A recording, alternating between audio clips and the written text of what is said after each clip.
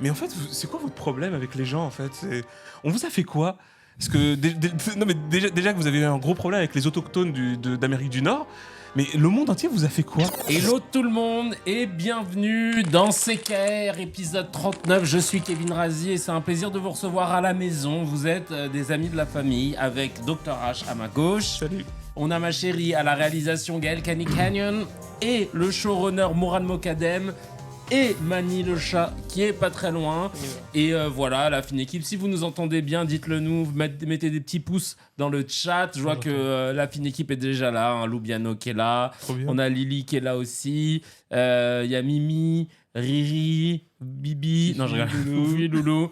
Miss Gwendo, c'est la première fois qu'elle se connecte sur Twitch. Welcome. Et d'ailleurs, je voulais vous dire, au-delà du fait qu'on a nos livres, tiens d'ailleurs, je sais pas si t'arrives à attraper fake news. Ouais, si, carrément.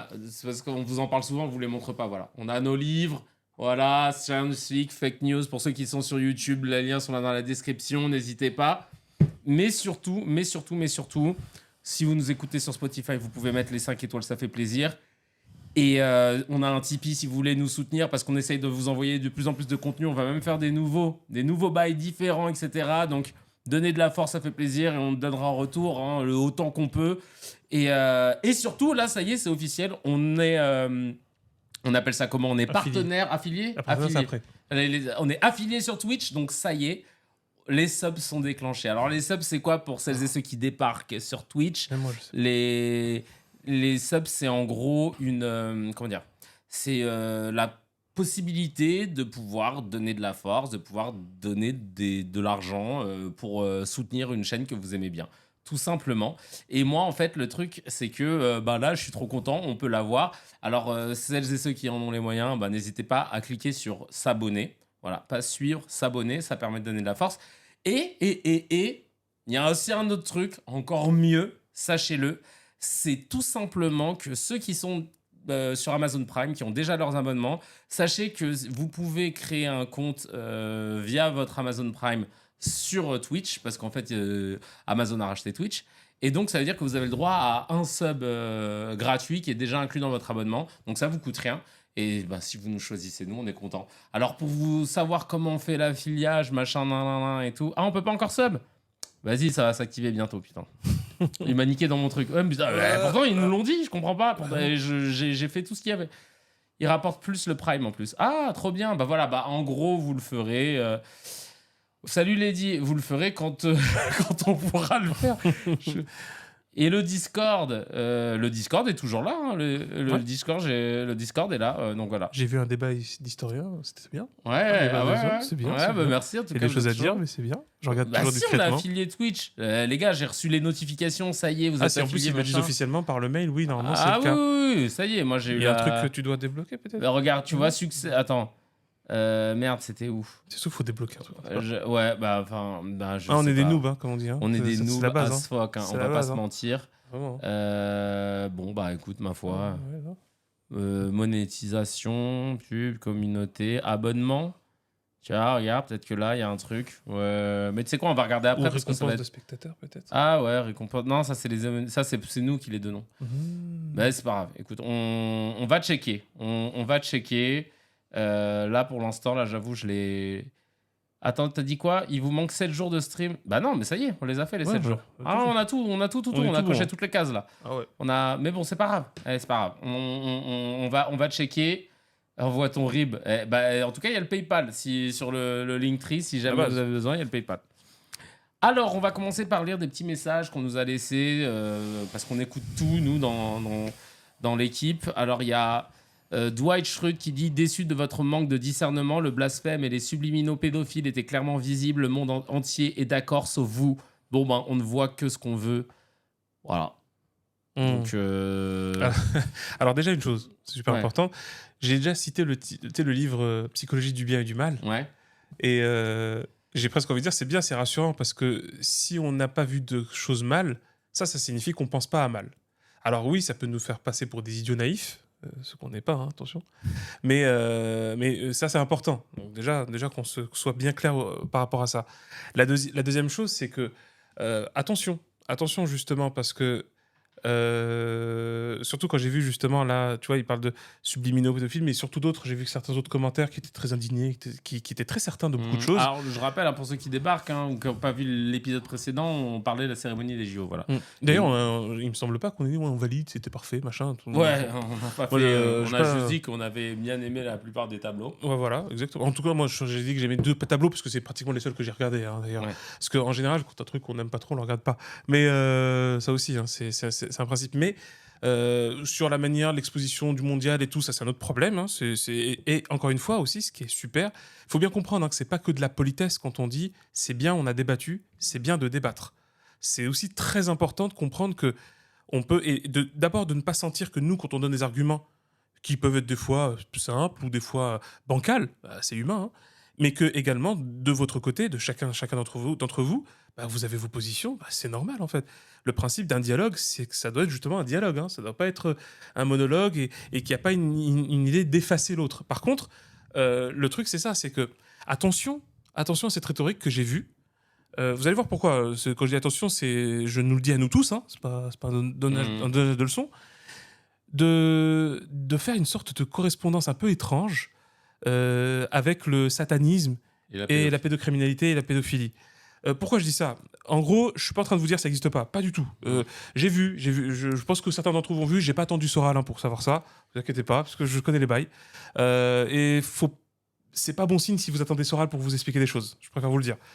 Mais parce que moi, à la limite, moi je les ai lus, hein, les bouquins de Soral, j'ai pas attendu qu'il fasse des vidéos. Mais concrètement, le truc, c'est qu'il y avait le reportage d'Élise Lucet, il y a des trucs, il y a des bails super chelous, mais je suis désolé, mais quand on a parlé du scandale de la pédophilie, donc de la pédocriminalité de l'Église catholique, il me semble pas qu'ils faisaient des messes noires, hein, les gars. Hein. Je pense pas qu'ils faisaient une ode à Satan. Hein. Donc c'est peut-être même le contraire. Hein. Ils étaient de l'autre côté. Ah, donc attention, parce que c'est même connu. Vous savez, c'est même connu en philosophie le fait qu'on dise que le diable est séducteur. Ben, il est séducteur dans votre sens. Vous comprenez? Il n'est pas séducteur dans le sens de la dépravation. Ben oui, en gros, il prend l'apparence, là je reste sur le philosophique, hein, il prend l'apparence de ce qui vous plaît, pas de ce qui plaît. Ça, c'est une erreur de penser ça. Hein. Donc, c'est le principe de tous les séducteurs. C'était une expression qui était connue dans l'époque antique au Moyen-Orient, quand on parlait des Adonis, hein, c'était ces fameux seigneurs de la séduction. Il y avait vraiment cette idée que, concrètement, en gros, bah, c'est le curé, comme on dit, à qui on prête le bon Dieu sans confession. Ouais, c'est ça. C'est ça. Bah, c'est exactement ça. C'est le rabbin qui a l'air super bercé dans les Écritures et qui dit qu'il va s'occuper de vos gamins. C'est l'imam qui donne l'impression qu'il a plein de piété et qui dit moi je vais vous occuper de vos gamins pendant le dimanche. Attention, hein, croyez bien, hein, ça concerne tout le monde parce que ça aussi c'est faux. Hein. Les pédocriminels, il y en a pas seulement dans des milieux obscurs sataniques et il y en a pas seulement dans les milieux de l'Église catholique parce qu'ils seraient célibataires d'ailleurs. Ça aussi, c'est une erreur. Hein. C'est pas vrai. Hein. Il y en a, malheureusement, c'est comme le dit le dicton que je déteste, mais qui pour le coup est vrai, c'est l'occasion qui fait le larron. Hein. C'est pas autre chose. Donc voilà, c'est juste faire attention de pas forcément croire qu'il y a plus d'un côté et ça nous occulte de l'autre. Ça peut être plus que trompeur. C'est ce que je pense en tout cas. C'est vrai. Et ben, t'as bien fait de remettre l'église au milieu du village. Ou la mosquée au milieu de la ville. Hein. Dans les messages, on a, j'ai vu, il y en a qui disent oui, il faut mettre la clim. Les gars, en fait, on a voulu mettre le ventilo, mais il fait trop de bruit. Donc, on sacrifie pour vous. Donc, si ça vaut pas des Tipeee. Doucement, je vais m'enfuir sinon. C'est horrible. Donc là, on compte sur vous pour les Tipeee pour qu'on puisse avoir une vraie clim dans cette maison. Parce que, ah oui, mince, le coquin, d'accord, j'avais pas vu. Il y a eu des dingueries qui s'est passé.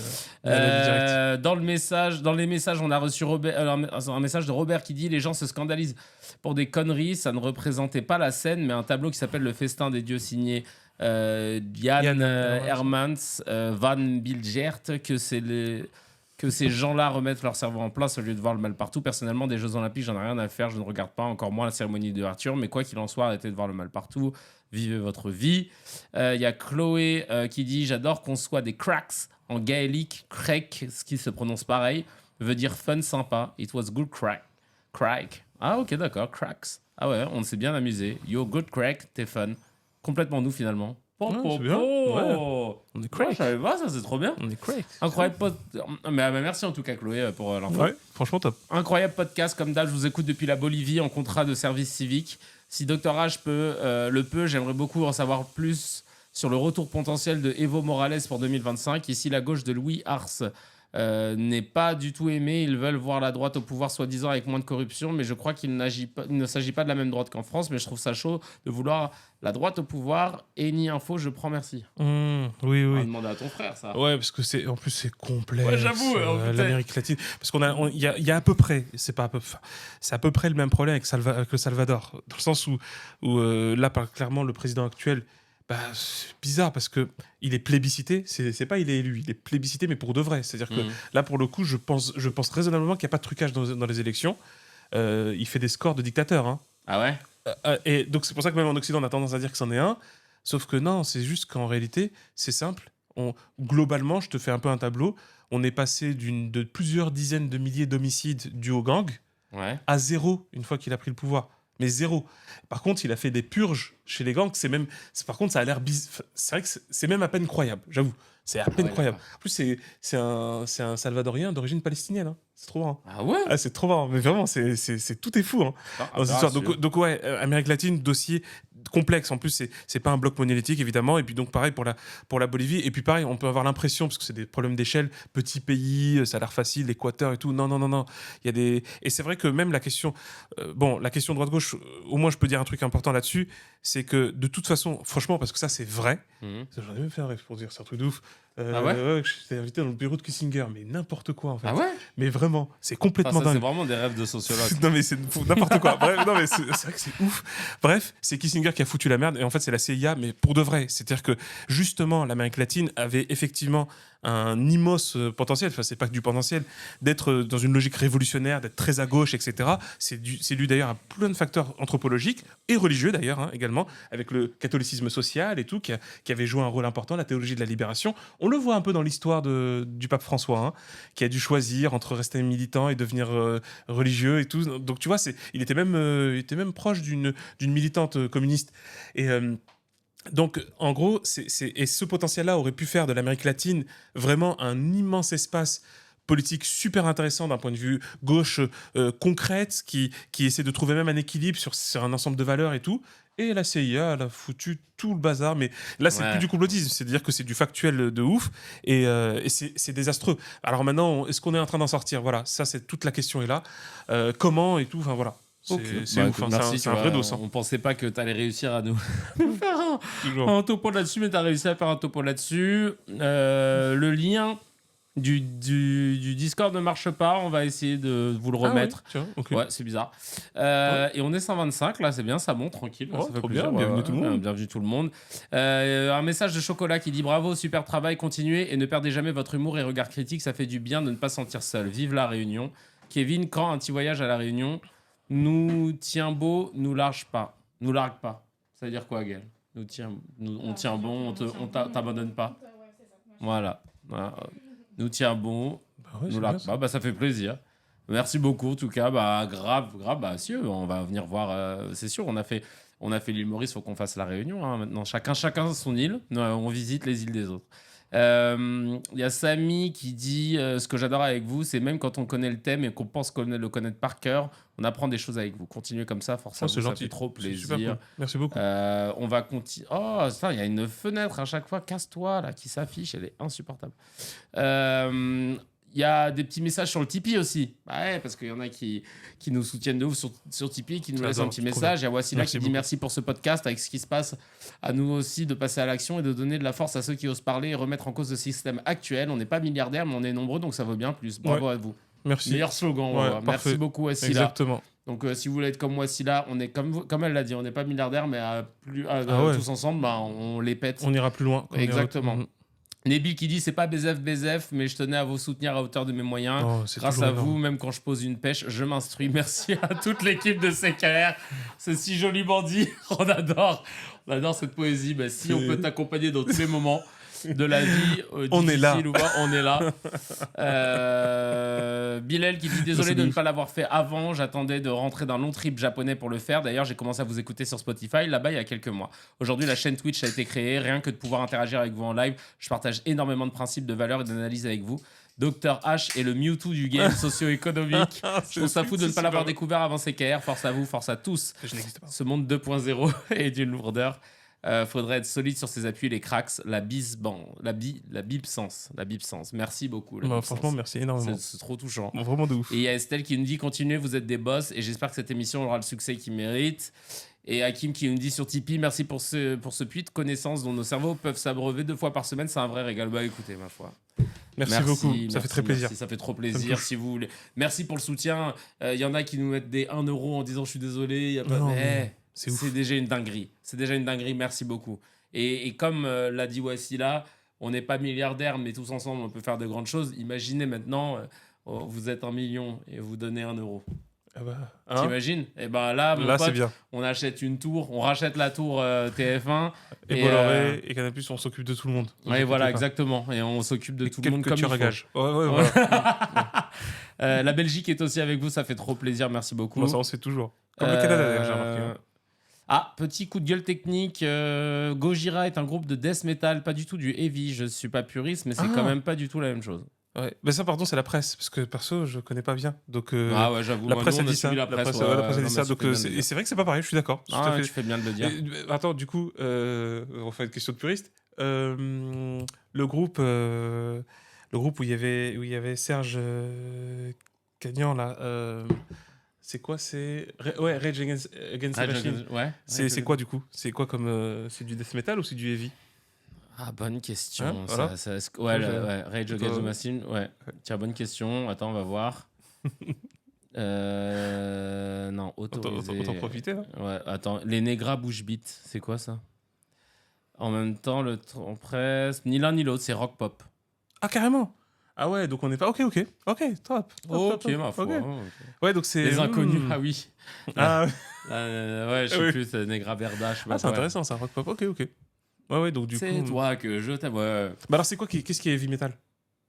Oui, qu'est-ce qui est... Allez. Voilà, comme ça, j'essaierai de rentrer dans les fondamentaux. Ouais, parce que vous connaissez Dr H, demain il va nous faire l'histoire du heavy metal et il va nous faire l'analyse socio. Surtout l'analyse, c'est ça le plus intéressant. Parce qu'après, ça c'est...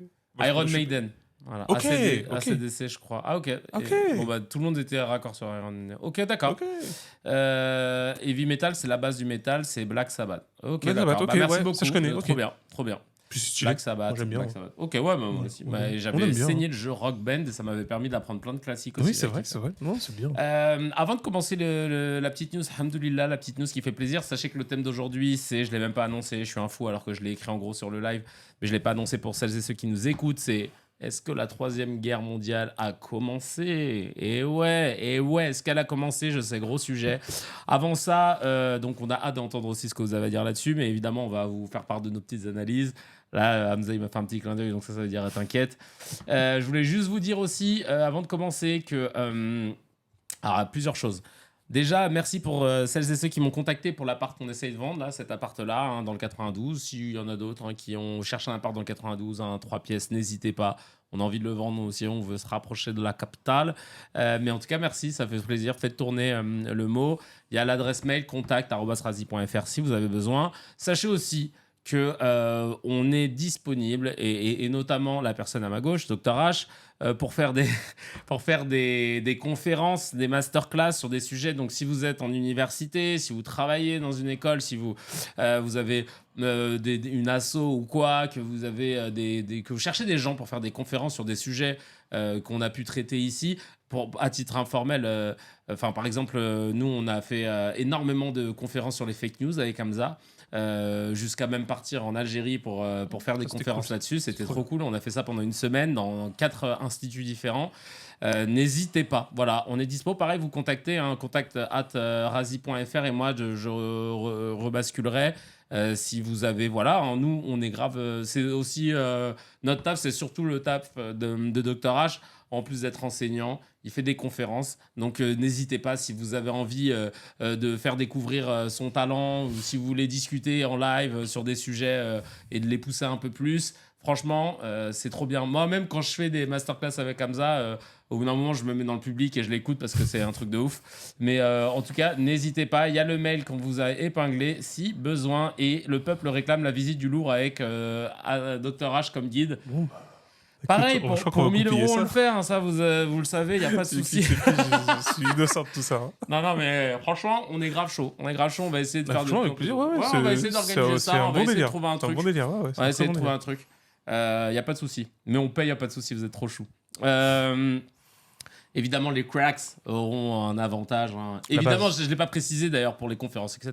Si vous venez, comme vous nous écoutez, si vous êtes des cracks, eh ben, on fera voilà, il y aura des ristournes préférentielles. Il y a le tarif préférentiel parce que c'est la famille.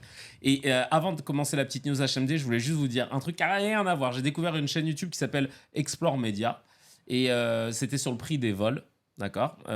Pourquoi un vol les vols d'avion pourquoi on sait jamais. Pourquoi un vol je sais pas moi Paris Miami il va être parfois moins cher que un vol Paris Marseille, je sais pas pourquoi.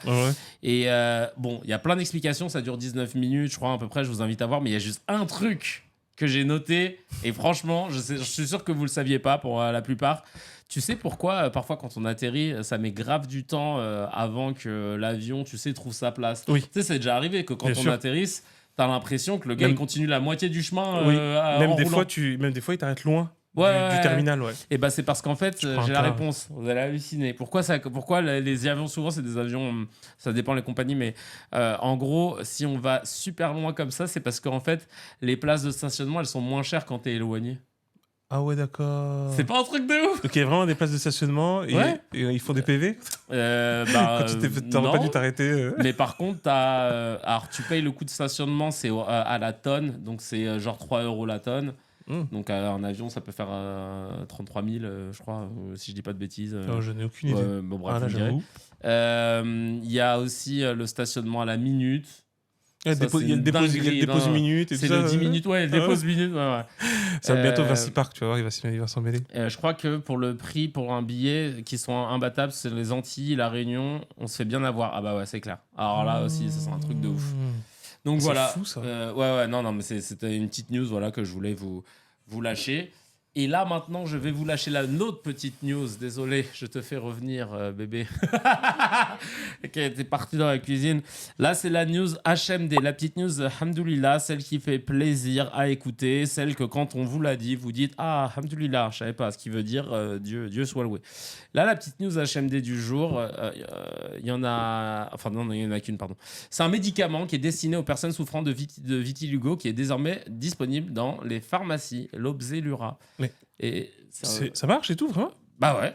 Et un arrêté du ministère de la Santé publié dans le journal officiel du 23 juillet officialise l'inscription de ce traitement sur la liste des médicaments remboursables par l'assurance maladie. C'est le Parisien. Tu veux dire, là, par exemple, ce qu'on voit avec... Ouais, tout à fait. Il a pas ça, Edouard Philippe Non, je crois qu'il a encore autre chose.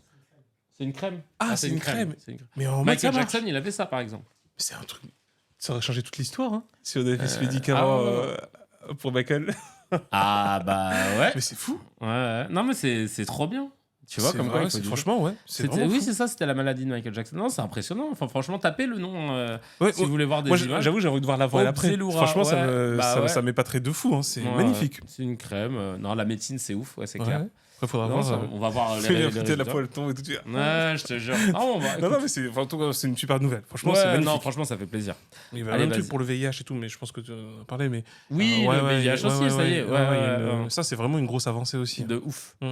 Allez, c'est parti maintenant pour le Mezzé. Le Mezzé, c'est les petites news à picorer. Les petites news à picorer. On a... alors, on commence avec... alors là, ça aurait pu être... Ah non, c'était News HMD, ça aussi, pardon. Bon, c'est pas grave. Mais c'est historique. C'est des pongistes, donc des joueurs de ping-pong pendant les JO de la Corée du Nord et de la Corée du Sud sur le podium qui ont fait le tour du monde parce qu'ils se sont pris en photo ensemble.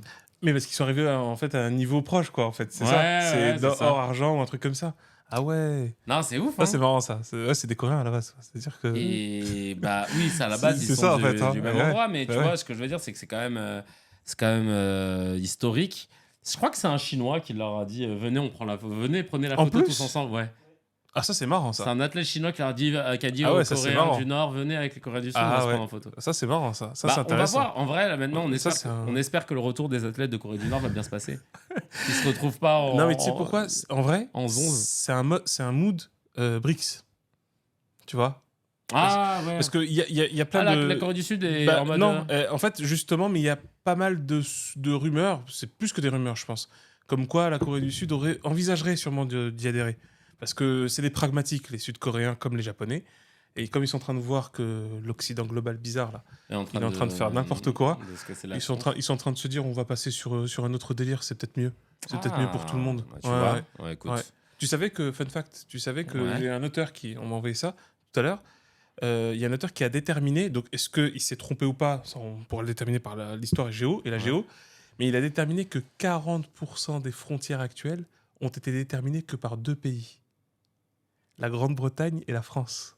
C'est-à-dire c'est des résultats coloniaux. Mazette, 40%.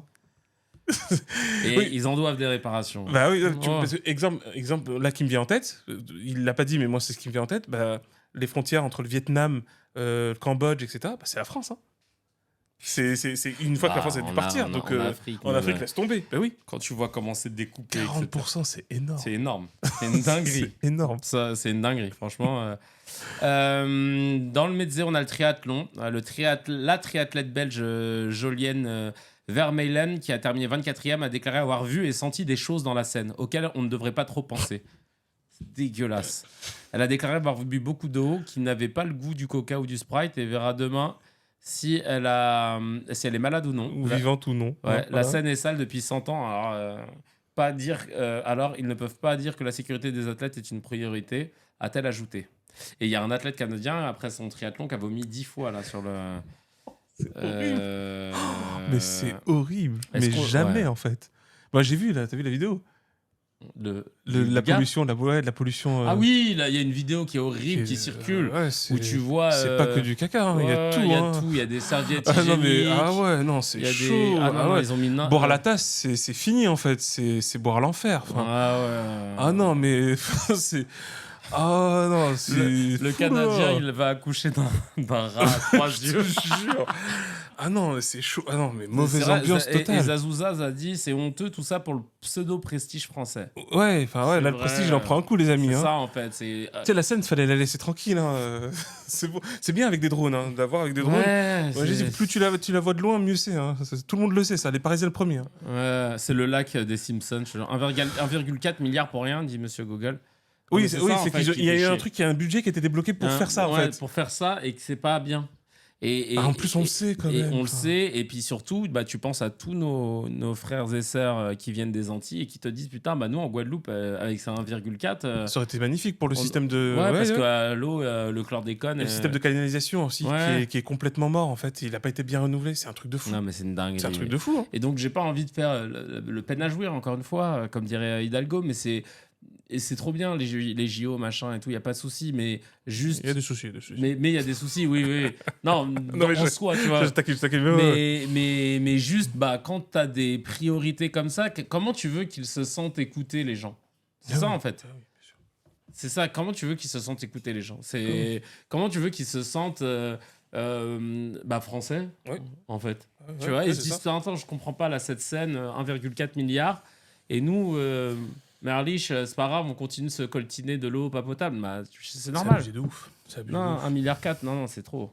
Et c'est de l'argent magique, hein, comme dit Gaboche, on a l'habitude. C'est beau. Il C'est y avait tellement plein de beau. plans B possibles à Paris, le canal de Lourdes qui est en banlieue avec les îles de Oui, loisirs. c'est mais vrai. non. Hein. Putain, pas con. on Après, y remet ça. mais la distance était bon. Enfin, après, je sais pas, je suis on est dans les détails, mais bah, tu vois, enfin, oh, bref, ça rend ouf. Bref, ouais. Allez, on passe à alors là, l'autre news hein, qui va être en lien avec Ah oui, le sujet. Très, très Donc en on lien. va pas faire trop long là-dessus, mais c'est le chef du Hamas, Chef du bureau politique. du chef du bureau politique du Hamas, Ismail Haniyeh, est mort d'une frappe israélienne en Iran. Et bah, visiblement, signé, hein. De le, loin. le principe de cessez-le-feu n'existe pas encore. Puis le respect des frontières, apparemment. Ouais, et surtout, j'ai un pote à moi qui m'a fait une remarque très drôle, Brother, qui me dit c'est dingue quand même que les gars, ils arrivent à te tuer quelqu'un de très précisément dans un autre pays, alors que pour tous les autres qui sont avec vous dans le même territoire, Vous n'arrivez pas à les choper, ça fait 10 À Gaza, ils mois. n'arrivent pas. Hein. Ça À fait Gaza, 10 ils mois font que plus vous rien. essayez de les buter, mais vous avez. On commence un petit peu à se demander si c'est pas tout le monde qui veut le tuer. Hein. Non, ouais. Hein, un petit peu. Parce que ils font ça, il n'y a pas de dommages collatéraux quasi en Iran. Ouais, quand non, ils font ça. c'est ouf. Je crois qu'il y a eu 2 enfants. Non, c'est au Liban. Ah, Donc, oui. je crois qu'il y a franchement même pas. Ouais. Je crois que même pas. C'est juste le garde du corps. Ouais. C'est vrai en plus. Ouais. C'est vrai. Si je viens de réaliser, pas de mais oui, dommages c'est vrai. collatéraux. Et par contre, pour C'est fou, attaquer ça, les quand même, gars hein. du Hamas qui sont à 200 mètres de vous, là, galère. Ça fait 10 mois. Hein, 60, 70 avec 000 un morts. appui américain, anglais, français, allemand. Et putain, là, ils sont là, genre, oh, on tire à vue, on verra ce qu'on trouve. On radisse large, hein. Non, comme ça, on est sûr de notre coup, on canarde. Non, c'est. Et Arthur qui s'est réjoui alors que des civils sont morts aussi dans la frappe. Alors, Arthur, on va en parler après. Je sais pas. Parce que. Bon, moi, je vais en parler. Parce que d'ailleurs, il l'a posté de tout cœur avec LFI, pour ceux qui n'ont pas vu. Il a mis une story, il a mis de tout cœur avec la France Insoumise dans cette douloureuse épreuve que vous traversez. Sincère Mais condoléance. va te battre, va. C'est un Va truc faire le de courageux, ouf. va faire le soldat Ryan. Ah, non, Vas-y. mais c'est un truc de ouf, Vas-y, tu vas voir. Ah, Ouais, ouais, vas-y, t'es courageux, t'es brave. C'est marrant hein, de parler comme ça. Hein. Ouais, tu fais le malin comme ça, et franchement, je suis dégoûté. Je tenais à dire, si vous me voyez encore dans des épisodes de VTEP, à croire qu'ils le font exprès, mais j'ai jamais été aussi rediffusé dans des épisodes de VTEP que depuis que j'ai vraiment annoncé que je ne voulais plus le faire et que je ne veux plus rien avoir avec cet homme. Mais force est de constater qu'ils sont au courant et qu'ils ont décidé de me mettre encore plus parce que comme ça, je reçois plein de messages de gens qui me disent « Mais je comprends pas, Kevin, Fendu. tu fais encore des trucs avec Arthur. » La vie de ma mère que non, Ah voilà. non, mais vraiment, je voilà. confirme la confirmation. Ah oui, voilà, c'est ça. Alors la raison pour laquelle j'ai décidé de me prendre mes distances avec Arthur, je l'avais déjà dit dans le premier épisode de CKR. Yes. Bah du coup, j'avais pas dit que c'était Arthur, maintenant je le dis. C'était vraiment parce que j'avais reçu un message de sa part quand j'avais signé une pétition de cessez-le-feu où il m'avait dit « Salut amigo, elle est un peu border la pétition, tu devrais pas la signer. » Et c'est de l'intimidation. Parce que ça t'es vraiment le mafieux en mode tu devrais pas la signer, elle est un peu bizarre cette situation. Tu sais qu'il y en a plein qui ont retiré leur signature et moi j'étais là en mode mais ils ont compris ce qu'ils devaient faire. Ouais, grave. Tu ne devrais pas, mon ami, cette pétition, tu sais que tu ne devrais pas la signer. D'ailleurs, comment va ton chat, Mani? Il sort toujours par la fenêtre de la cuisine. Tu sais, avec ce qui est arrivé. Oh. Laisse tomber. Oh, et fais attention, tu as défait tes lacets quand tu es tombé, quand je suis au marché, là, tu sais, les 3 marches de devant chez toi, là, juste après les travaux. Non, mais donc voilà. Donc ouais, tout ça pour dire que non, ça, je peux pas. Je respecte les gens qui ont des positions et je respecte aussi mon droit de leur dire que je suis pas d'accord avec du tout, mais que tu en plus. Donc c'était lui le message que tu nous avais parlé dans l'autre CK. Ouais, c'est ça. Et mec suit. Kevin, futur chef de gang. Ouais. Non mais donc laissez Mani tranquille, tranquille, t'inquiète. Donc voilà, Mani versus Arthur, je vis sur Mani, mais évidemment. Et Mani, La base. faut savoir que tu connais sa race, ta Mani. Non. C'est un bleu russe. Il vient de Russie. Il va pas se laisser faire. Hein. Bleu russe, là, il est haut. Ouais. Non, c'est pas un chartreux. Les chartreux, ils ont une tête plus ronde et les yeux jaunes. Lui, c'est un bleu russe, il a les yeux verts. Je peux te dire que, ouais, restez bien tranquille avec lui. T'aurais pu hein. l'appeler Poutine. J'aurais pu l'appeler Vlad. Ouais, non. Mais j'avais une blague d'ailleurs sur Mani parce que une fois, je l'avais laissé chez Mourad. À l'époque, il avait un. Ouais. Bah, tu l'avais gardé, mec. Non, tu l'avais pas gardé, c'était la nièce. Ouais. Ah, c'est ça. J'avais laissé mon chat chez Mourad. Et genre, Mani était trop à l'aise. Il est allé directement sur l'arbre à chat de Mickey. C'est Mickey. Et il s'est mis à sa place. Et Mickey, il était en stress et tout. Bah oui. Et il lui a pris sa place. Ouais. Bah, je me suis dit, putain, Mani, en Il a fait. pris la Géorgie. Non, ouais, ou moi je l'ai appelé Nathan Miaou après, parce que vraiment, tu vois, le mec, il vient, Petite ça, annexion. c'est à moi, Voilà, il a annexé Il prend le Golan. tout le. Ouais, non, laisse Voilà. tomber, il a tout pris. Mani, faut pas le chercher, hein. Ah, moi, tu vois, à la maison, il est cool. Les voisins, ils m'ont dit, ouais, Mani, tu sais que dans le jardin. Parce qu'on a un jardin commun, y a un autre chat qui vient et je peux te dire que quand il vient, c'est chaud pour lui. Mani, il le laisse pas rentrer, machin. Je fais, mais non, Mani, tu le vois là, il est détente et tout. Non, Mani, il est chaud. Il s'est entraîné sur la sauterelle contre Arthur. C'était ça. C'est la sauterelle, vous avez pas vu, il était chaud. Ah ouais, c'est vrai, en plus. Ah, bref. Ouais, il attaque souvent les parasites. Voilà pourquoi les minorités arabes, noires, asiatiques et autres devraient créer leurs propres médias et pas attendre qu'on vienne leur donner une petite place en échange qu'ils ferment leur bouche. Exactement, c'est tout ce qu'on est en train de faire. Et c'est pour ça que votre Sur les soutien termes. est incroyable. Merci les cracks en tout cas, 135 cracks en moyenne, il y en a 126, trop bien. McDonald's enregistre une baisse de 8% de son chiffre d'affaires au deuxième trimestre 2024 avec un net recul des ventes dans le monde entier, en particulier en Chine et au Moyen-Orient. McDo a aussi perdu des parts de marché en France. 8%, c'est énorme. Hein. Parce que Et- c'est pas 8% de 10 000. Hein. Et je pense que c'est lié au fameux boycott Ouais. qui est Bah, fait ouais, je depuis pense. Hein. qu'en fait ils ont dit. En fait, je crois que le point de départ, ça a été quand ils ont dit qu'ils allaient livrer de la bouffe aux soldats israéliens. C'est ça. Parce que c'est vrai que c'est le paradoxe en fait de 8%, c'est énorme. Ouais, non, c'est énorme parce que c'est pas de 10 000. Hein. Ouais. C'est que, en fait, c'est le paradoxe de McDo, c'est que c'est un système de franchisé. Oh. Donc de franchise, parce que je crois qu'il y a carrément aucun qui est en centrale. Donc en gros, ça veut dire techniquement que chaque McDo appartient à son franchiseur. Je crois que c'est comme ça qu'on dit. Donc en gros, c'est pour ça que on l'a vu par exemple dans certains pays arabes, ils ont dit non mais nous on est avec la Palestine, hein, mais voilà, on fait travailler des gens de la communauté et tout va bien.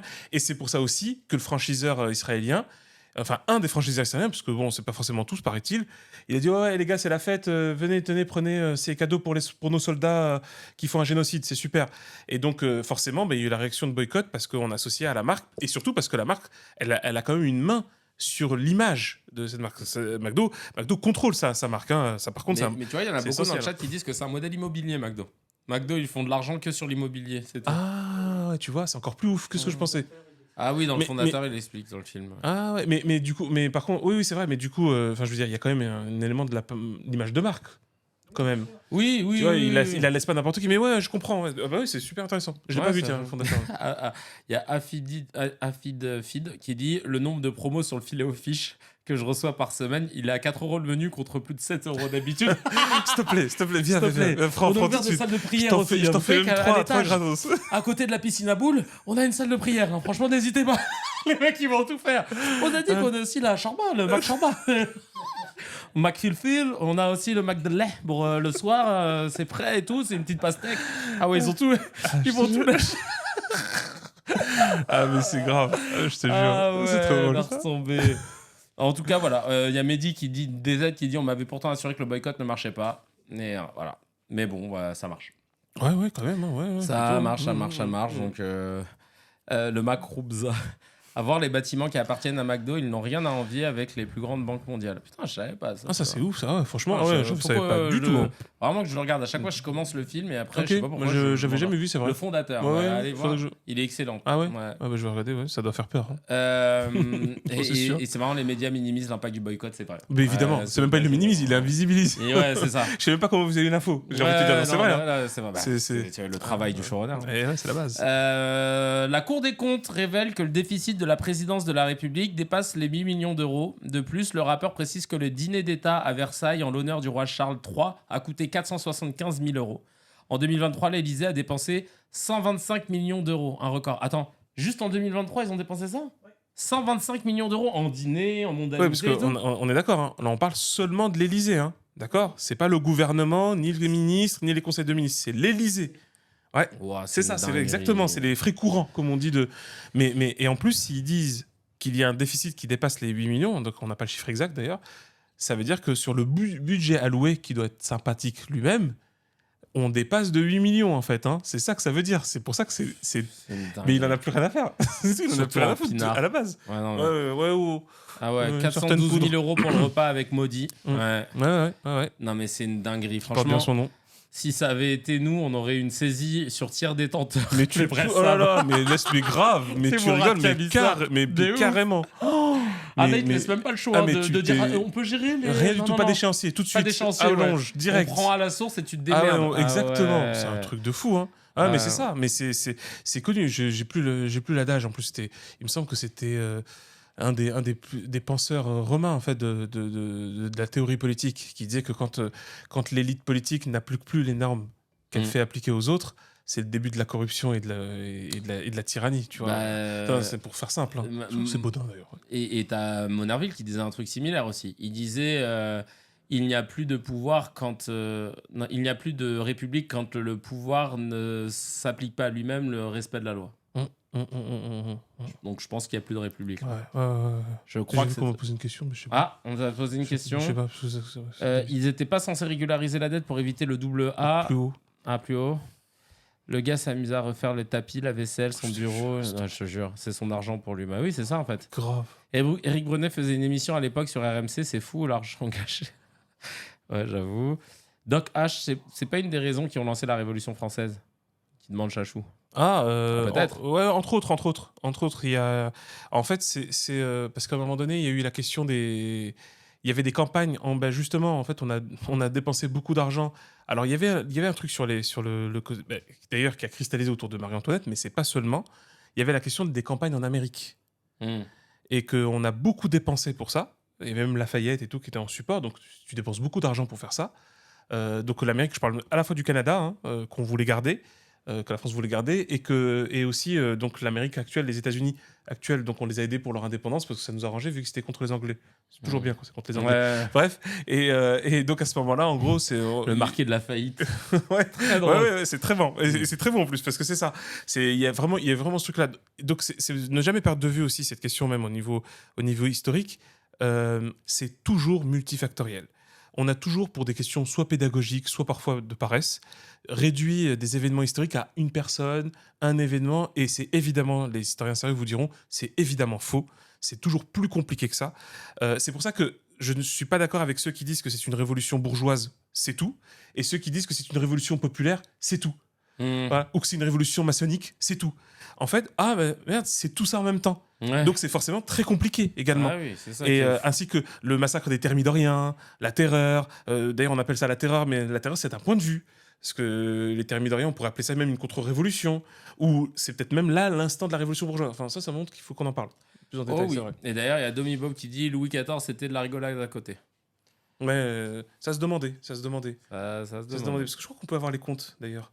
Ouais, ça se demandait. Ouais. À voir. ouais. Ah ouais, les comptes de dépenses de Louis XIV. Bien sûr, ça a été écrit et tout, bien sûr, ça a été conservé, c'est très intéressant. Hein. Putain, non, la modernisation de l'État, elle s'est opérée à partir du XIIIe, XIVe siècle, surtout en Occident, parce que c'était déjà le cas en fait un petit peu avant, ailleurs, et t'avais vraiment des registres, etc. Moi, j'ai épluché les données fiscales de toute l'Andalousie au XIIe et XIIIe siècle. Alors par contre, c'est super intéressant parce que moi j'ai des traces. Cordoue, qui a un excédent budgétaire de l'équivalent de 3 milliards de dollars aujourd'hui, juste pour une ville de 1,2 million d'habitants, ce qui était énorme d'ailleurs pour l'époque. C'est très intéressant ça. Là tu dis c'est un modèle fiscal intéressant et économique aussi. Faut peut-être creuser, non? On te demande d'ailleurs, il y a Sarah qui dit tu aurais une source de bouquin ou de vidéo à nous conseiller. Sur quel sujet? Ouais. Parce que c'est pas ce qui manque. Et on va faire le no comment et puis il te répondra après. Le no comment, je le mets en le message. Le no comment, je vous rappelle les règles, c'est très très très simple, mais c'est très dur en même temps. La dernière fois, Hamza a failli. Alors là, j'assume. Et en fait, en gros, le principe, je vous lis des news, vous n'avez pas le droit de les commenter, vous ne pouvez mettre que des emojis ou des gifs si vous regardez sur en réel, etc. Ah, sur la Révolution française, un livre sur la Révolution française. Ah oui, il y en a plein. Après, ça peut être sympa de regarder Guillemin sur la Révolution. Okay. Henri Guillemin, parce que franchement, c'est indépassable, c'est trop stylé. Ça se souvient les vidéos, mais sur YouTube, elles fonctionnent très bien et il est génial. C'est vraiment. Et après, il faut lire. C'est Vauvel, Vauvel est pas mal. Révolution française de Vauvel. Ouais. Vauvel, c'est un bon historien. Après, il faudra rentrer dans les détails, mais ça, on le fera. Promis. Ouais. On le fera. On fera un truc précis. C'est juste que c'est un sujet super important. Je suis d'accord. Allez, c'est parti pour le no comment. Attention, pas de message, que des emojis, que des 1. C'est parti. Le 14 juillet dernier, Gabriel Attal a fait ouvrir à la dernière minute le palais d'Iéna pour observer le feu d'artifice tiré depuis la Tour Eiffel, seul avec Stéphane Séjourné, son ex-compagnon.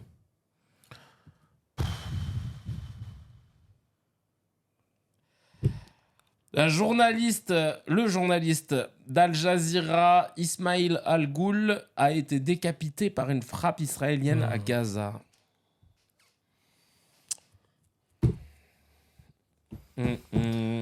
Et enfin, 88% des locations d'appartements sur des plateformes comme Airbnb n'ont pas trouvé preneur durant l'ensemble de la période des JO de Paris.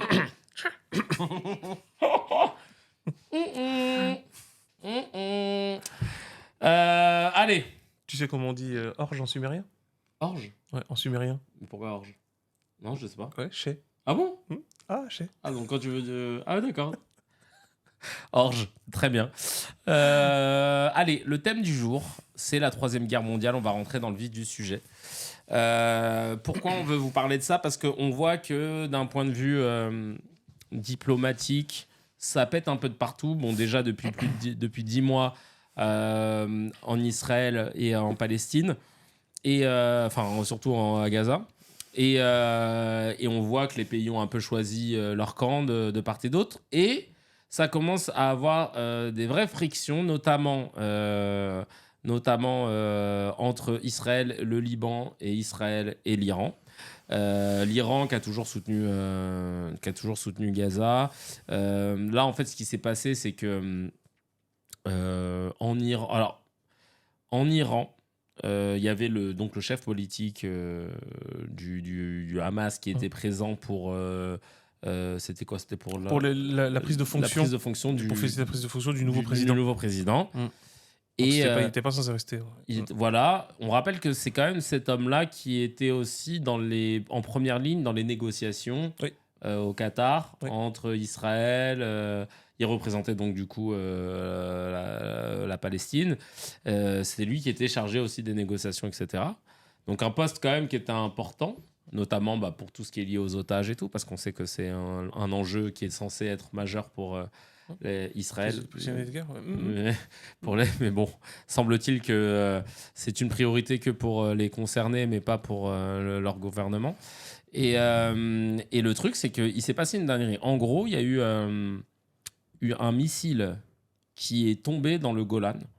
Dans le Golan, c'est un territoire qui a été annexé par Israël dans les années 80 et qui n'a jamais été reconnu par la communauté internationale. Je le précise parce que dans les médias, ils ne l'ont pas trop précisé. Oh bah non, ils ont juste dit il y a un missile qui est tombé sur Israël. Ah, c'est bien ça. Ouais, hein. comme ça au moins. Parce que c'est la maison. Parce que c'est la maison. Sauf qu'en fait, ça a été annexé. Ça n'a jamais été reconnu par qui que ce soit, excepté les États-Unis en 2018 par Donald Trump. Et ça vaut rien par rapport à la Cour internationale de justice, qui vient de le confirmer d'ailleurs. D'accord, voilà, en plus. Et en fait, ce qui est ouf, je préfère préciser ce truc-là parce que moi, je ne le savais pas, je l'ai appris tout à l'heure. Et en fait, ça change totalement, pareil, encore une fois, la façon dont on te raconte l'histoire parce que les médias te disent... T'as eu en actualité, hein, t'imagines? Ouais, t'imagines les médias vous disent Israël s'est fait attaquer, il y a des enfants qui sont tués, c'est horrible.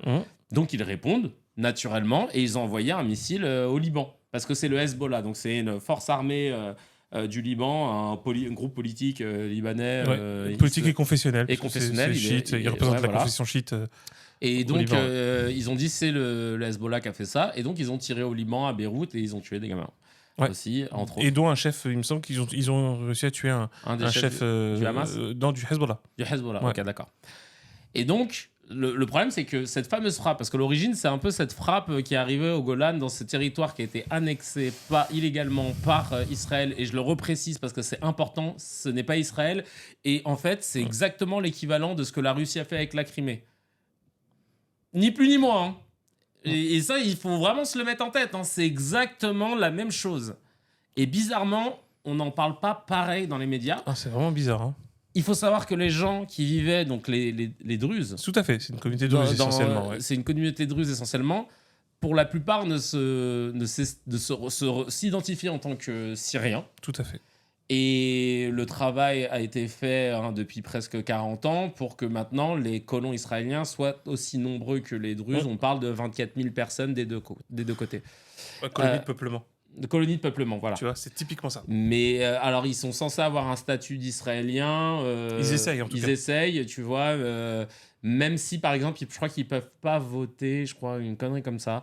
Il y a quand même... Je sais qu'ils les incorporent dans l'armée maintenant. Ah, peut-être. Ils essaient de faire ça, ouais. Mais, et tout ça, c'est intéressant parce que tu te dis, ah ouais, merde, en fait, c'est pas ce que j'ai entendu sur France Info ou sur BFM. Parce que si tu précises pas, et c'est la même chose avec le 7 octobre, si tu précises pas le contexte, tu te dis, ouais, chaud. En vérité, c'est chaud, il y a des morts. Quoi qu'il en soit, dès qu'il y a des morts, c'est chaud. Mais ce que je veux dire, que c'est intéressant de savoir ça, parce que pourquoi on traiterait la Russie comme on la traite parce qu'elle a annexé gratuitement Et c'est la même chose avec l'Arménie et l'Azerbaïdjan. Hein. C'est le même genre de bail. Pareil, L'Azerbaïdjan abusé, ils annexent, ils n'ont pas le droit, machin, puis quand tu mets ton nez dedans, tu fais ok, chelou. La Russie fait la même chose, mais ils n'ont pas le droit, machin. Israël le fait. Hein? Quoi? Pardon? Le pogrom? Occupé? Quoi? Non, Non, on est non. occupé. Nous, on Ouais. est occupé, ouais. Et résultat des courses, en fait, ils ont le droit de travailler par contre. Ah, les Druzes n'ont pas le droit de vote, mais ils ont le droit de travailler par contre. Bien, les snipers. Merci beaucoup les snipers. Merci Samy. Vaut mieux vous écouter vous que les médias. Mais en fait, ce que je veux dire par là, c'est que le problème, c'est que c'est pas le précédent leader iranien qui a été tué par. Ah oui, par.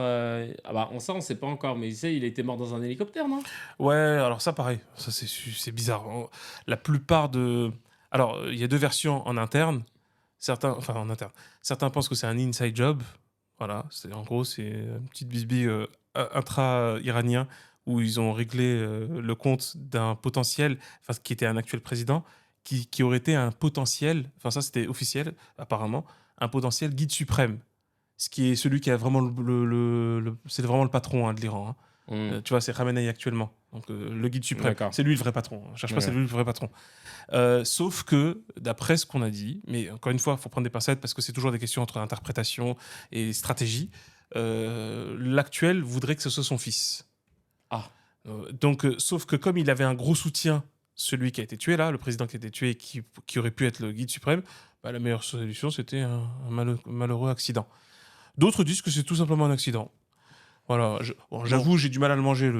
Et là, le souci, c'est qu'il n'y a pas eu de revendication de la part du Hezbollah concernant au Golan, ouais. ce missile qui est tombé au Golan.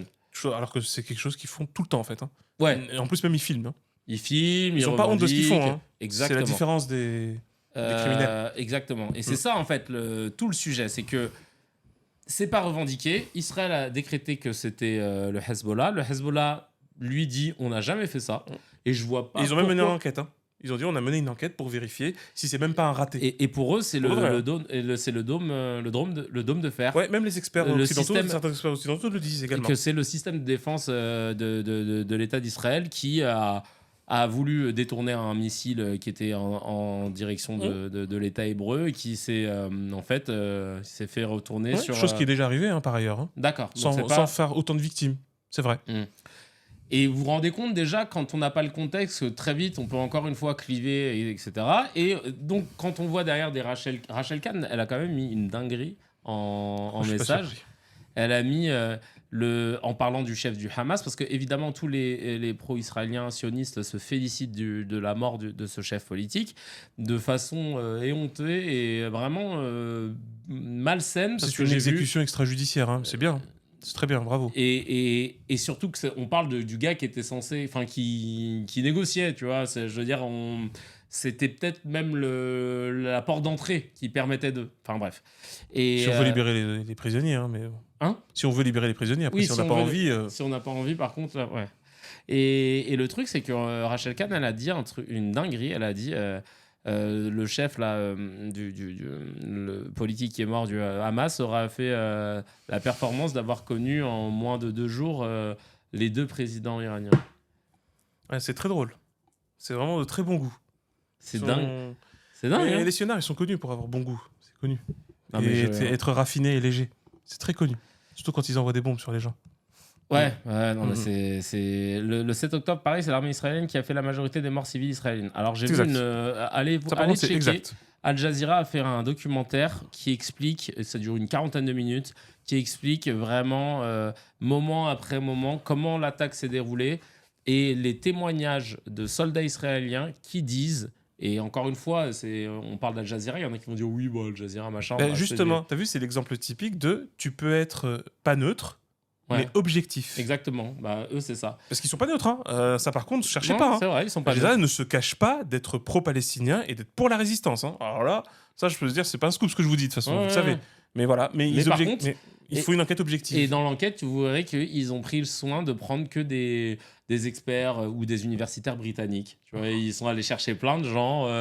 Même américains, il me semble. Ouais, ou même américains, pour expliquer tout ça. Et il y a des témoignages de soldats israéliens qui expliquent que ils ont tué des civils pour la simple et bonne raison qu'avec l'hélicoptère, et la vision qu'ils avaient, ils n'arrivaient pas à distinguer. Envoyer des Apaches et des tanks Ouais. dans des colonies résidentielles. Ouais. Mais qui fait ça, en fait? Ouais. Et donc, ils t'expliquent qu'ils ont canardé. Ils disent, bah Même ouais. de leur point de vue, parce c'est dément. Ouais, ils ont dit, franchement, je ne vois pas bien. Je ne sais pas, parce que les gars, certains étaient habillés en civil dans le Hamas. T'imagines au Bataclan, là? T'imagines au 15 novembre, on aurait envoyé des hélicoptères de combat et des tanks? Non, mais C'est dans le 11e. Enfin, mais tout le monde sait, mais vous êtes fous. Après, on nous prend pour des fous. Quand on critique ce que fait Israël, mais vous êtes des malades, en fait. Hein. Ce pays est dirigé par des malades. Et en fait, le problème, c'est que tout ça fait que quoi? Fait qu'on arrive à une situation où on a des pays qui décident de choisir des camps, entre guillemets. On a bien vu la France sans couilles, qui a du mal à condamner, enfin bref, c'est un scandale. Les États-Unis aussi. Et on a de l'autre côté des pays comme l'Afrique du Sud qui tentent des trucs. L'Irlande. L'Irlande, l'Espagne. Grave. L'Espagne aussi. Ouais. L'Allemagne, gros susboule. J'ai pas compris. Bah, fidèle à eux-mêmes. Hein. Ouais, vous êtes vraiment toujours du bon côté de l'histoire. Hein. Non, mais eux, ils savent pas.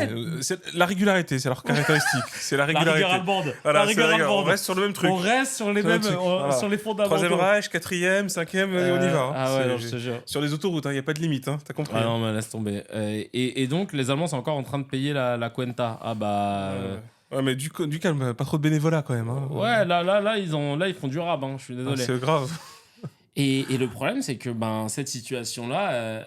alors, tiens, d'ailleurs, toi qui t'es déjà renseigné sur la question, il y a des observateurs qui disent qu'on est déjà rentré en 3e guerre mondiale. Oui. En gros, déjà, t'as l'analyse de... c'est Todd qui avait fait ce livre-là, justement, assez vite, dès le début du conflit en Ukraine, qui avait fait ce livre, justement. Alors, il l'a sorti qu'en japonais. Mais ah bon mais c'est le résultat de conférence. Ouais, la 3e guerre mondiale a déjà commencé. Il n'est pas sorti en français. Pourquoi qu'en japonais? Alors, il l'a dit déjà parce qu'il a quand même un assez bon accueil de la part des Japonais par rapport à ça. Et précisément parce qu'il avait un assez mauvais accueil de l'intelligentsia et du monde de l'édition en France autour de ça. Donc, pour tout un tas de raisons, évidemment.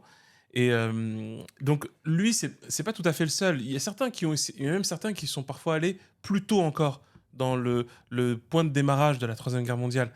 Mais là où c'est intéressant dans l'analyse de Todd, c'est que quand il la situe au niveau de l'Ukraine, c'est surtout par rapport à ses mobiles, tu vois, où en gros, pour le faire simple, les États-Unis veulent de plus en plus briser un statu quo. Tu vois, alors oui, on peut critiquer ce statu quo d'un point de vue politique. On pourrait dire c'est pas bon un statu quo parce qu'un statu quo ne dure jamais longtemps comme ça. Mais ça, c'est une chose. Par contre, le briser dans le mauvais sens, après, tu peux pas faire genre que je comprends pas pourquoi la Russie... En fait, tu vois, c'est ça qui se passe. C'est que nous, le narratif, qu'est-ce qu'on a eu? On a eu qu'il y avait un statu quo, en fait, depuis quasiment la chute de l'Empire soviétique, mais un petit peu aussi après, à partir du début 2000. Et progressivement, en fait, par des altermoiements diplomatiques américains, progressivement, on est arrivé, et surtout par, faut le dire, l'affaissement de la position française qui était plutôt non alignée. Tu vois, on va dire à partir de Sarko. Ouais. Quand Sarko, il a fait « c'est bien sur une carpette. Hop, allez, je m'installe par terre. Allez, parce les que États-Unis, c'est vrai qu'avant ça, y aller. Chirac... Et pour plein de raisons. On n'est pas en train de dire que Chirac est un héros. Ouais. D'accord, on est juste en train de dire que factuellement, il a eu une position qui tendait vers le non-alignement avec les États-Unis. Tu vois, on le sait, hein, même il avait des relations. C'est une vraie position gaulliste pour le coup. Oui, mais et même personnel, parce que lui, il avait une position très impliquée pour le Liban. Ouais. Il me semble, si je ne te dis pas de bêtises, qu'il était lui-même parrain d'une personnalité politique importante au Liban, tu vois. Enfin, il y a tout un délire. Hein. Ouais, tu vois, c'est pas abstrait. En gros, quand on parlait même d'une politique pro-arabe de Chirac, en fait, c'était en tout cas factuellement très engagé. Hein. Ouais. Donc, et encore une fois, c'est pas parce qu'il a des bons sentiments. Moi, je rentre pas là-dedans. En politique, ça sert à rien de rentrer dans les sentiments. On s'en fout. Mais s'il y en a, c'est bien pour chacun. Mais c'est vrai que littéralement, le sarkozysme a entamé une véritable rupture. Avec ce statu quo-là, et ça va se faire progressivement. Les États-Unis disent c'est bon, oui, parce que tu sais que, comme le disent les bons géographes, ils te disent, avant Sarko, même si c'est là encore un peu, il y a des bases militaires américaines tout autour de la France. Espagne, Italie, Allemagne, Belgique, il y a des bases militaires tout autour. tu sens l'ambiance bizarre. Tu dis, c'est bizarre comme ambiance quand même. Non, mais il y a des bases américaines partout, il y en a trop. Ouais, oui, et voilà, et sauf en France. Ouais. Tu vois, et ça veut dire quelque chose. Et la position française, elle avait un impact.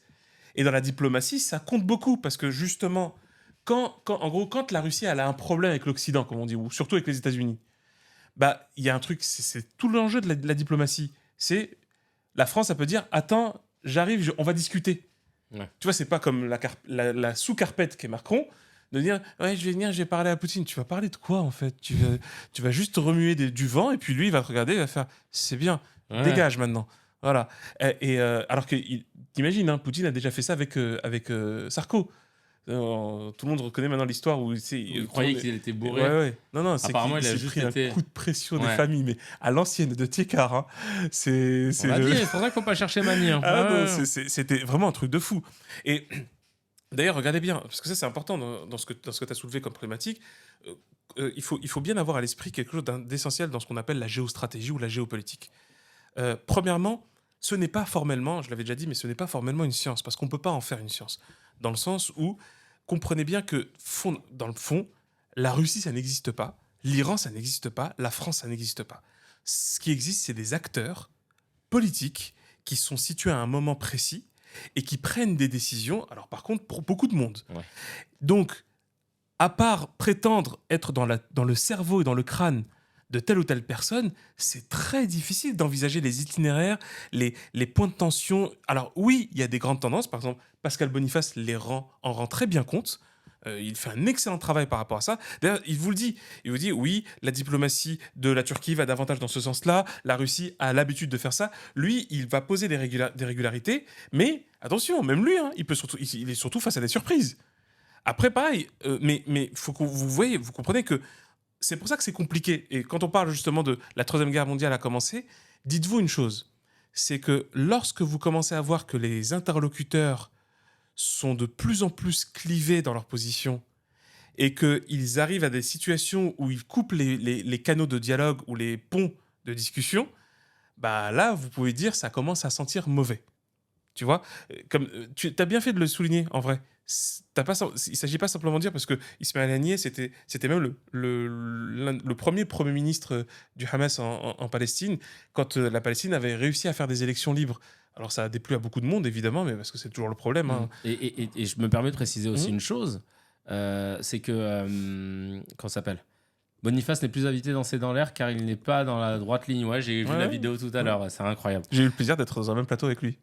Ah oui. Ouais, quand on parlait de la Libye. Ah, trop bien. On a eu une bonne discussion, c'était très sympa. Et non, je précise aussi que comment il s'appelle déjà à chaque fois, Miskin, j'oublie son nom, la personne qui est décédée là du Hamas. Ismaël Haniyeh. Voilà, Monsieur Haniyeh. Lui, il était chef du bureau politique. Du bureau politique, mais que et ça c'est sur France 24 qu'ils l'ont dit. J'étais agréablement surpris que la chaîne de Chirac. La chaîne de Chirac, ouais. Et que cette branche politique du Hamas n'était plus vraiment en lien avec la branche armée qui s'appelle Al-Qassam. Oui, tout à fait. Et qui est l'autrice du 7 octobre. Tout à fait. Et ça, c'est important de le souligner aussi parce que on vulgarise en disant le Hamas pour parler de tout, mais il y a le Hamas, le mouvement politique, et il y a sa branche armée, alors qu'était au début qui marchaient ensemble, et il y a eu une discordance entre les deux, et on a Al-Qassam d'un côté, et on a... Oui, et le chef d'Al-Qassam, c'est Mohamed Daif. Voilà. Ouais, ils ont prétendu qu'il a été tué, mais il va très bien. Ah ouais? Ouais, très très bien, parce que c'est très difficile de le tuer. Ah oui, non, ils ont dit, il a communiqué, tout ça. Oui, parce qu'ils ont dit qu'il était pas du parce tout. que donc ils avaient dit qu'au début ils avaient réussi à le tuer. Ouais. Parce que je sais pas, ils sont emballés, ils ont commencé. Bon, c'est connu, ça c'est du psyops, c'est la base. Mais ce que tu soulignes, c'est vraiment très important. Ouais, non, c'est et justement, parce que quand tu as dit ça, c'est vraiment important. C'est pas qu'un symbole là par rapport à la personne en général. Tu l'as très bien dit. En gros, allez, franchement, on va même se mettre du point de vue israélien. C'est comme si tu prétends, hein, comme notre ami Amigo, matin et soir, tu dis il faut penser aux otages, les otages c'est grave, les otages... Donc tu as vraiment des otages qui sont quelque part que tu sais pas, sinon tu les aurais libérés. Ouais. Tu tues le seul gars qui sait où ils sont. C'est que t'as pas envie de les trouver en fait. Ouais, j'avoue. Ou tu tues le seul gars qui te donne contact avec celui qui sait où ils sont. C'est pas très futé ça comme move, hein, en fait. Hein. Non, j'avoue. Alors que le gars il te dit même, vas-y viens on discute, vas-y viens on vient on parle. Et en plus, je veux les libérer, en fait. En plus, parce que c'est ça le pire. C'est qu'eux-mêmes, là, les cadres du Hamas, ils disent, mais nous, on veut libérer les nôtres. Donc nous, on a un intérêt à les libérer. Si Ouais. vous nous libérez les nôtres. Voilà. Après, voilà, c'est toujours la perspective. On est dans une guerre d'indépendance. Hein. C'est une guerre de libération. Donc, évidemment, les uns vont te traiter terroriste, etc. Mais tu vois, c'est vraiment un symbole. C'est-à-dire que. Et ça, tous les commentateurs, là, par contre, du côté arabe, le disent. C'est que Netanyahou est vraiment dans un move où, en fait, il n'a aucun intérêt objectif à la fin de la guerre. Donc, à la libération des prisonniers. Donc, à rétablir la situation de la paix. Il en a, mais aucun intérêt. Mais vraiment Ouais, pas. parce qu'il sait qu'après, lui, il a des doses. C'est chaud, c'est très chaud. Enfin, il y a des enquêtes ou je sais pas quoi, il est censé se faire condamner, non? Et à la fin, mais tu te rends compte qu'on se retrouve... Et c'est pour te dire que ça, c'est une mécanique de Netanyahou. Tu te rends compte qu'on arrive à des débats à la Knesset de... Et si on violait les prisonniers Ouais, et tout je sais ça, pas parce si que vous c'est avez vu bien... ça, ouais. Mais c'est fou qu'on assiste à ça. Enfin, on Ouais. le voit sous nos yeux quand même. Hein. Est-ce que Là, c'est pas violer fake, des hein, faut aller prisonniers... voir. Ouais, Hein. allez voir, parce qu'il C'est y dans avait, des il y a vrais débats. l'extrait. Tu dis quoi? Il y avait des extraits, c'est vrai. Mais vous faites ça sérieusement là? C'est pas une blague? Est-ce qu'en temps de guerre, violer des prisonniers, c'est considéré comme un viol ou pas? Et genre, nous, on est là à devoir se justifier de condamner des génocidaires. Mais vous êtes sérieux, en fait? Non, mais c'est un truc de ouf. Enfin, les mecs, ils sont en train d'avouer. Et on n'a même pas besoin d'amener des preuves, ils l'avouent. Ils sont en train de dire, ouais, alors on va voir comment vous le faites. Mais littéralement, on met un bâton... Tu fais quoi? Mais vous êtes tranquille là, à ce point-là. Et donc, pareil, tu vois, ce move de tuer Hani en Iran, tu fais, mais parce que c'est chez ton daron, en fait. Tu fais quoi? Tu t'amuses à quoi, en fait? Ouais. Tu frappes comme ça où tu veux. Ça va, en fait? On te dérange pas trop? Parce que, ouais, visiblement, personne te dérange trop, en fait. Hein. Et t'as même Kirby, le représentant américain d'affaires étrangères, qui dit, nous soutenons Israël. Mais en fait, c'est quoi votre problème avec les gens, en fait? On vous a fait quoi? Parce que non, mais déjà que vous avez eu un gros problème avec les autochtones d'Amérique du Nord, mais le monde entier vous a fait quoi? Alors que bon, c'est peut-être vous qui avez beaucoup de choses, mais on vous a fait quoi vraiment pour que vous détestez les humains à ce point-là? Parce que ça va loin là quand même. Il y a même pas il y avait même avant, franchement, il y a 15-20 ans, il y avait des éléments de langage. Et franchement, il y avait des éléments de langage de la diplomatie américaine qui disaient nous appelons les intervenants de la région à un peu de retenue. Ouais. Voilà. Mais là, on se déboutonne, braguette ouverte. Mais c'est des fous. Hein. Non, mais c'est vraiment c'est des grands malades. Hein. T'es là, on assiste à tout ça, on fait. Mais qu'est-ce qu'il y a? On peut dire quelque chose ou... Et là, c'est pour ça que ce débridage diplomatique, le fait de court-circuiter, de faire sauter les verrous diplomatiques, même dans les cas les plus hardcore, hein, parce que là, on est clairement dans des cas hardcore, hein, Ouais, bah totalement. Ouais. c'est plus que très mauvais signe, tu vois. Mm. On voit bien que parce que franchement, faut dire la vérité. Là, l'Iran, vas-y, vous pensez qu'à la combienième de provocation ça va passer en fait. Enfin, je sais pas. Hein. Mais il y a les observateurs là disent que l'Iran c'est pas le Hamas. Hein. Ah bah non. C'est bah non, que non. en termes d'armement, d'équipement nucléaire, ils sont 6 crans au-dessus, quoi. Bon, on sait Donc, pas s'ils l'ont, mais je pense qu'ils l'ont. Hein, ou ils doivent avoir un truc équivalent ou un truc sale. Ouais. En tout cas, ils ont un truc sale. En tout cas, ils sont bien plus équipés que le Hamas. Et que, bah, du coup, si une guerre se déclenche, ça va peut-être vraiment allumer définitivement la mèche de la Troisième Guerre mondiale. En vrai. Bah là, c'est ça. C'est pour ça que là, on va voir, en gros, ce qui va se passer entre ce soir et les prochains jours. Clairement, là, c'est pas de la divination, hein, c'est concret. Ce qui va se passer dans les tout prochains jours, entre même ce soir, hein, vraiment, parce que c'est annoncé pour ce soir. Ah ouais. Ouais, parce que, encore une fois, justement, pour faire une grande généralité, les Asiatiques n'ont pas tendance à faire des trucs en traître, contrairement à ce qu'on croit, à la différence des Américains, voilà, et des Israéliens.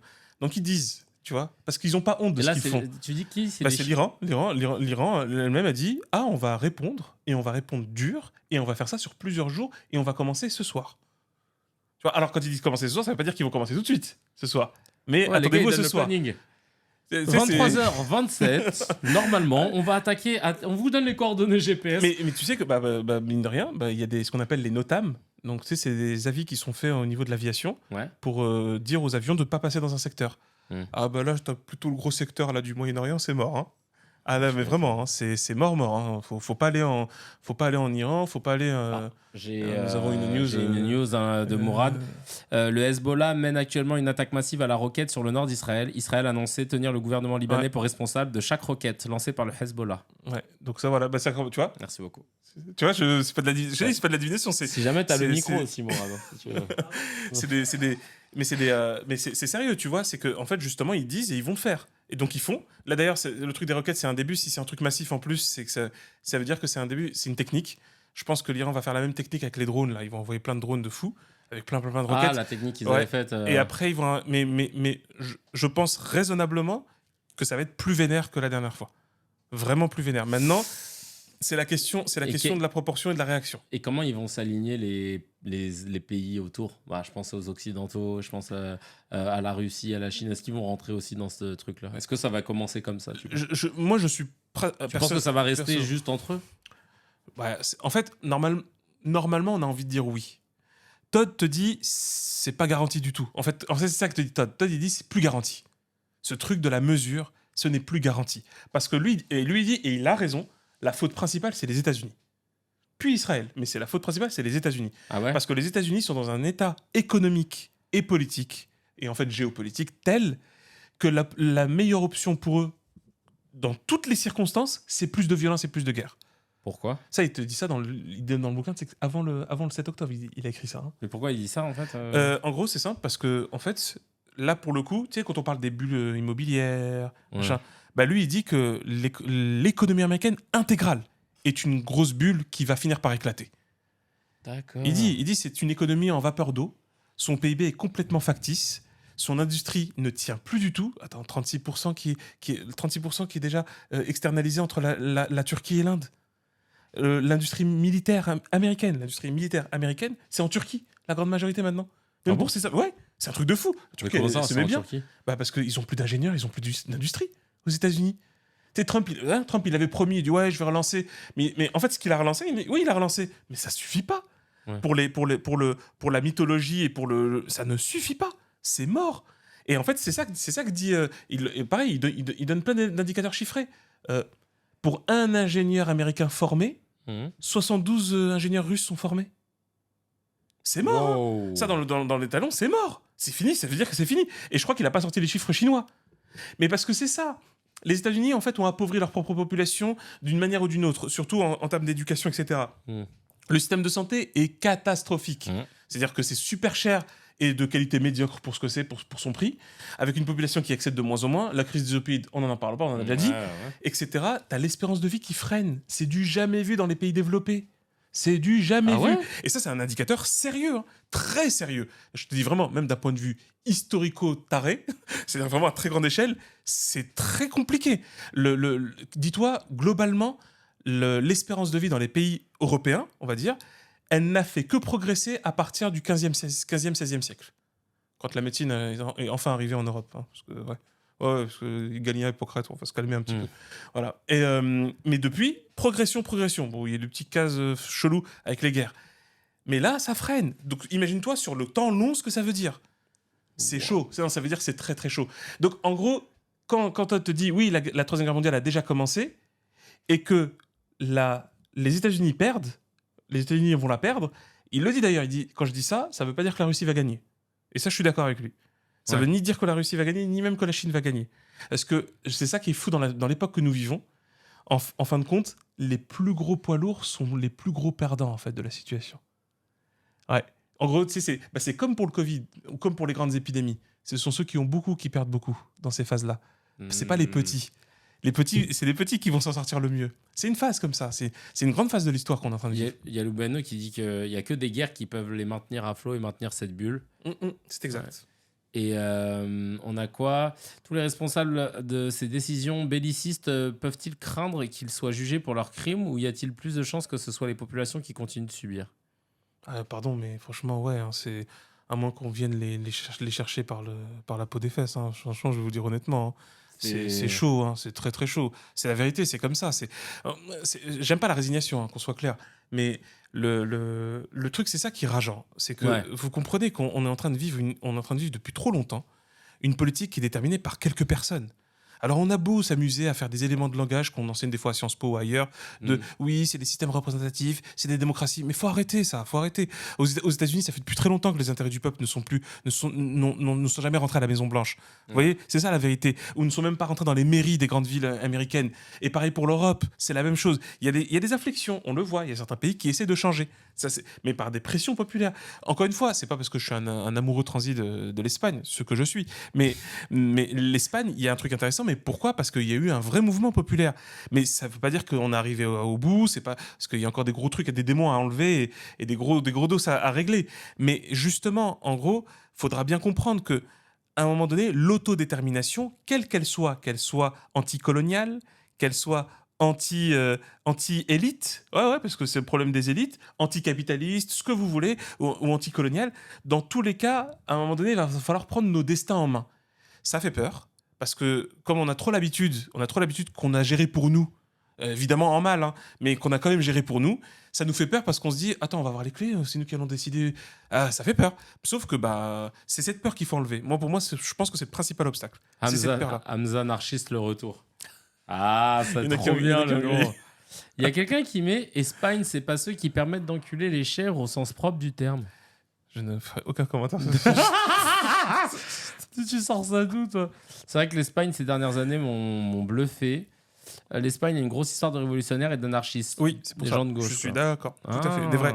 Des vrais. Ah ouais Pour de vrai. Oui, tout à fait, tout à fait. Ah, Hommage à Dorothy. la Catalogne de George Orwell est un excellent ouvrage Oui. sur une partie de l'histoire de l'Espagne. Oui. Et oui, tiens, ça me fait penser, il y a un très bon livre qui s'appelle Les figures de l'anarchisme. Ah. Excellent. Ouais, qui vient de sortir récemment. Tu l'as lu?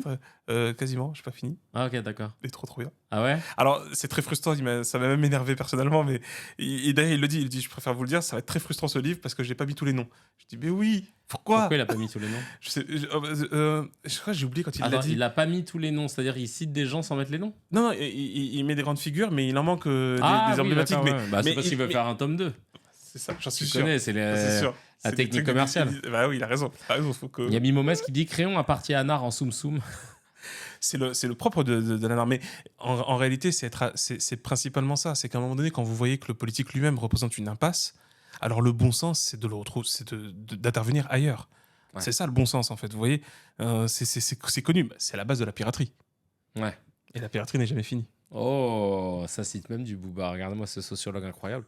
Il y a Lady qui dit on a tous peur de perdre notre petit confort et aussi, il faut pas se leurrer. Le peu qu'on a, Mais c'est normal. on veut le conserver. Mais le c'est capitalisme normal. entretient l'individualisme. Et c'est normal. Non. Mais en fait, en vrai, j'ai même envie de vous dire, en réalité, c'est pour ça que je suis un peu contre la notion de sacrificiel où il faudrait qu'on se retrouve tous à tout perdre pour que tout change. Ah, je suis pas d'accord avec ça. Moi, Ah je ouais pense que je pense que il y a en fait, il faut. C'est pour ça que je parle de piraterie. Parce que vous voyez ou pas, la piraterie, c'est le principe. C'est comment avoir l'officiel en travaillant dans l'officieux. Vous voyez ? Ou comment préserver l'officiel. J'avais lu quelques bouquins d'historiens super intéressants sur la résistance, qui expliquaient même qu'il faut faire très attention. Des fois, on disait qu'il y avait des villes qui collaboraient. Tu sais, on disait parce que ils ont déposé les armes, ils ont dit Ah oui. Or, en fait, on a découvert, mais ça demandait une investigation d'historiens, qu'en fait, ils avaient fait ça pour qu'ils puissent rentrer, et en fait, ils ont mis en place des réseaux de résistance de tarés, et que les nazis n'avaient rien vu, et que progressivement, en fait, ils démantelaient des trucs qui leur permettaient d'approvisionner leurs troupes, ils faisaient des sabotages, etc., mais ils comprenaient pas. Ils disaient non, mais on vous inquiétez pas, on va les poursuivre, ces criminels. Ils changeaient les noms des rues. Il y avait même cet exemple de la rue du Sauvage, elle devenait la rue Adolf Hitler, etc. Ah ouais. Il y a des bouquins là-dessus, c'est super intéressant. Il faudrait que je retrouve un certain titre là-dessus, sur ces recherches-là. Mais tu vois, c'est pour te dire que c'est ça que j'aime, c'est ce qui me plaît en fait dans la notion de piraterie. Je pense sincèrement, c'est même envisagé dans les livres, les guerres qui nous attendent là, ces guerres qui nous attendent de la Red Team. C'est probablement là que réside un peu l'avenir. Si vous voyez, c'est cet interstice. Là, je reprends un peu des intuitions de sociologues et de politistes sur le fait que, vous voyez, hein, prenez l'image médiévale du château fort. Vous voyez, un château fort. C'est là que réside un milliardaire, un oligarque, un homme puissant, un chef de guerre, un dictateur. Vous voyez ? Eh ben oui, vous comprenez. C'est pour ça qu'il a fait tout ça. C'est qu'il a tout fait pour avoir un château fort. Quand tu as un château fort, de quoi tu bénéficies ? Tu bénéficies d'un donjon, qui est une immense protection, et ensuite de gens. qui vont s'occuper de toi et qui vont te protéger. Et enfin, d'institutions, les murailles et les douves, qui vont t'empêcher d'y accéder. Ça, c'est premier principe. OK ? Maintenant, toi, tu viens, tu peux avoir ce qu'il faut, tu peux même avoir ce qu'il faut comme arme. Même si tu as vraiment ce qu'il faut. Tu as les béliers, tout ça. Mais t'arrives, mais il doit venir. C'était le principe du château fort. Ouais. Il arrive, il fait quoi ? J'entends un drôle de bruit. Ouais, il y a des glandules là, ils sont en train d'essayer de défoncer le château. Donc toi, il te voit venir. Vous comprenez le problème de l'officiel ? Si tu lances officiellement l'hostilité, ben t'es cramé. Donc qu'est-ce que tu fais ? Tu fais Seigneur, sire, puis-je travailler pour vous ? Oui, très bien. Merci, je ferai tout ce que vous voulez. Bon, doucement quand même, hein, faut pas trop faire tout. Hein. Et après, tu rentres, tu dis, je peux être dans les cuisines ? Oui. Je peux être dans le machin ? Et là, tranquillement, positivement. Ensuite, tu ouvres une petite porte, tu creuses un petit truc dans la muraille, etc. Et ensuite, tu commences à balancer un truc qui assèche les douves. Ah, je sais pas ce qui se passe. Ça assèche les douves, on comprend pas. Quoi ? Il y a de l'air qui s'infiltre ? On ne sait pas d'où ça vient, etc. Tu vois ? Quoi ? Des serviteurs sont morts la nuit ? Comment ? On comprend pas. Mais tu vois, mais en fait, c'est Pour infuser. La technique, la stratégie du sachet de de thé. l'infiltration, tout ça. Mais parfois, quand il faut ça, il faut qu'il y ait aussi une équipe. Hein. Il faut une équipe qui soit là, Ouais. prête à déterre. Donc, tu vois, c'est tout ça aussi. Comme on dit, agir local, penser global. Parce que c'est ça aussi l'erreur. Ne vous croyez jamais désolidarisé de fait et dans l'idée de toutes les personnes qui sont opprimées dans le monde ou qui sont dans la merde dans le monde, en fait. Ça aussi, c'est l'erreur. En fait, c'est ce qu'il faut dire. C'est que le capitalisme individualiste, il crée l'illusion de l'individu isolé. Encore une fois, le dividing and rule. Mais t'es tout seul, mon grand. T'es tout seul à te démerder. Qu'est-ce que tu vas faire ? Tu vas faire quoi ? Toi et toi ? Tu vas rien faire. Or, en fait, tu dis, bah non, en fait, je suis pas tout seul. T'as cru que non ? Bah, la preuve, tu fous la merde à plein de monde. Je les connais pas, mais on a tout ça en commun. Donc t'inquiète pas, dès que je trouve les numbers, on va se mettre d'accord. Juste laisse-moi le temps. Il y a. Mais putain, là, vous avez le manuel de la révolte Scred, la révolte ninja. Il y a Maud Marie qui dit dans l'anarchie, que vont faire les vieux et les malades, les plus faibles qui ne savent pas se défendre ?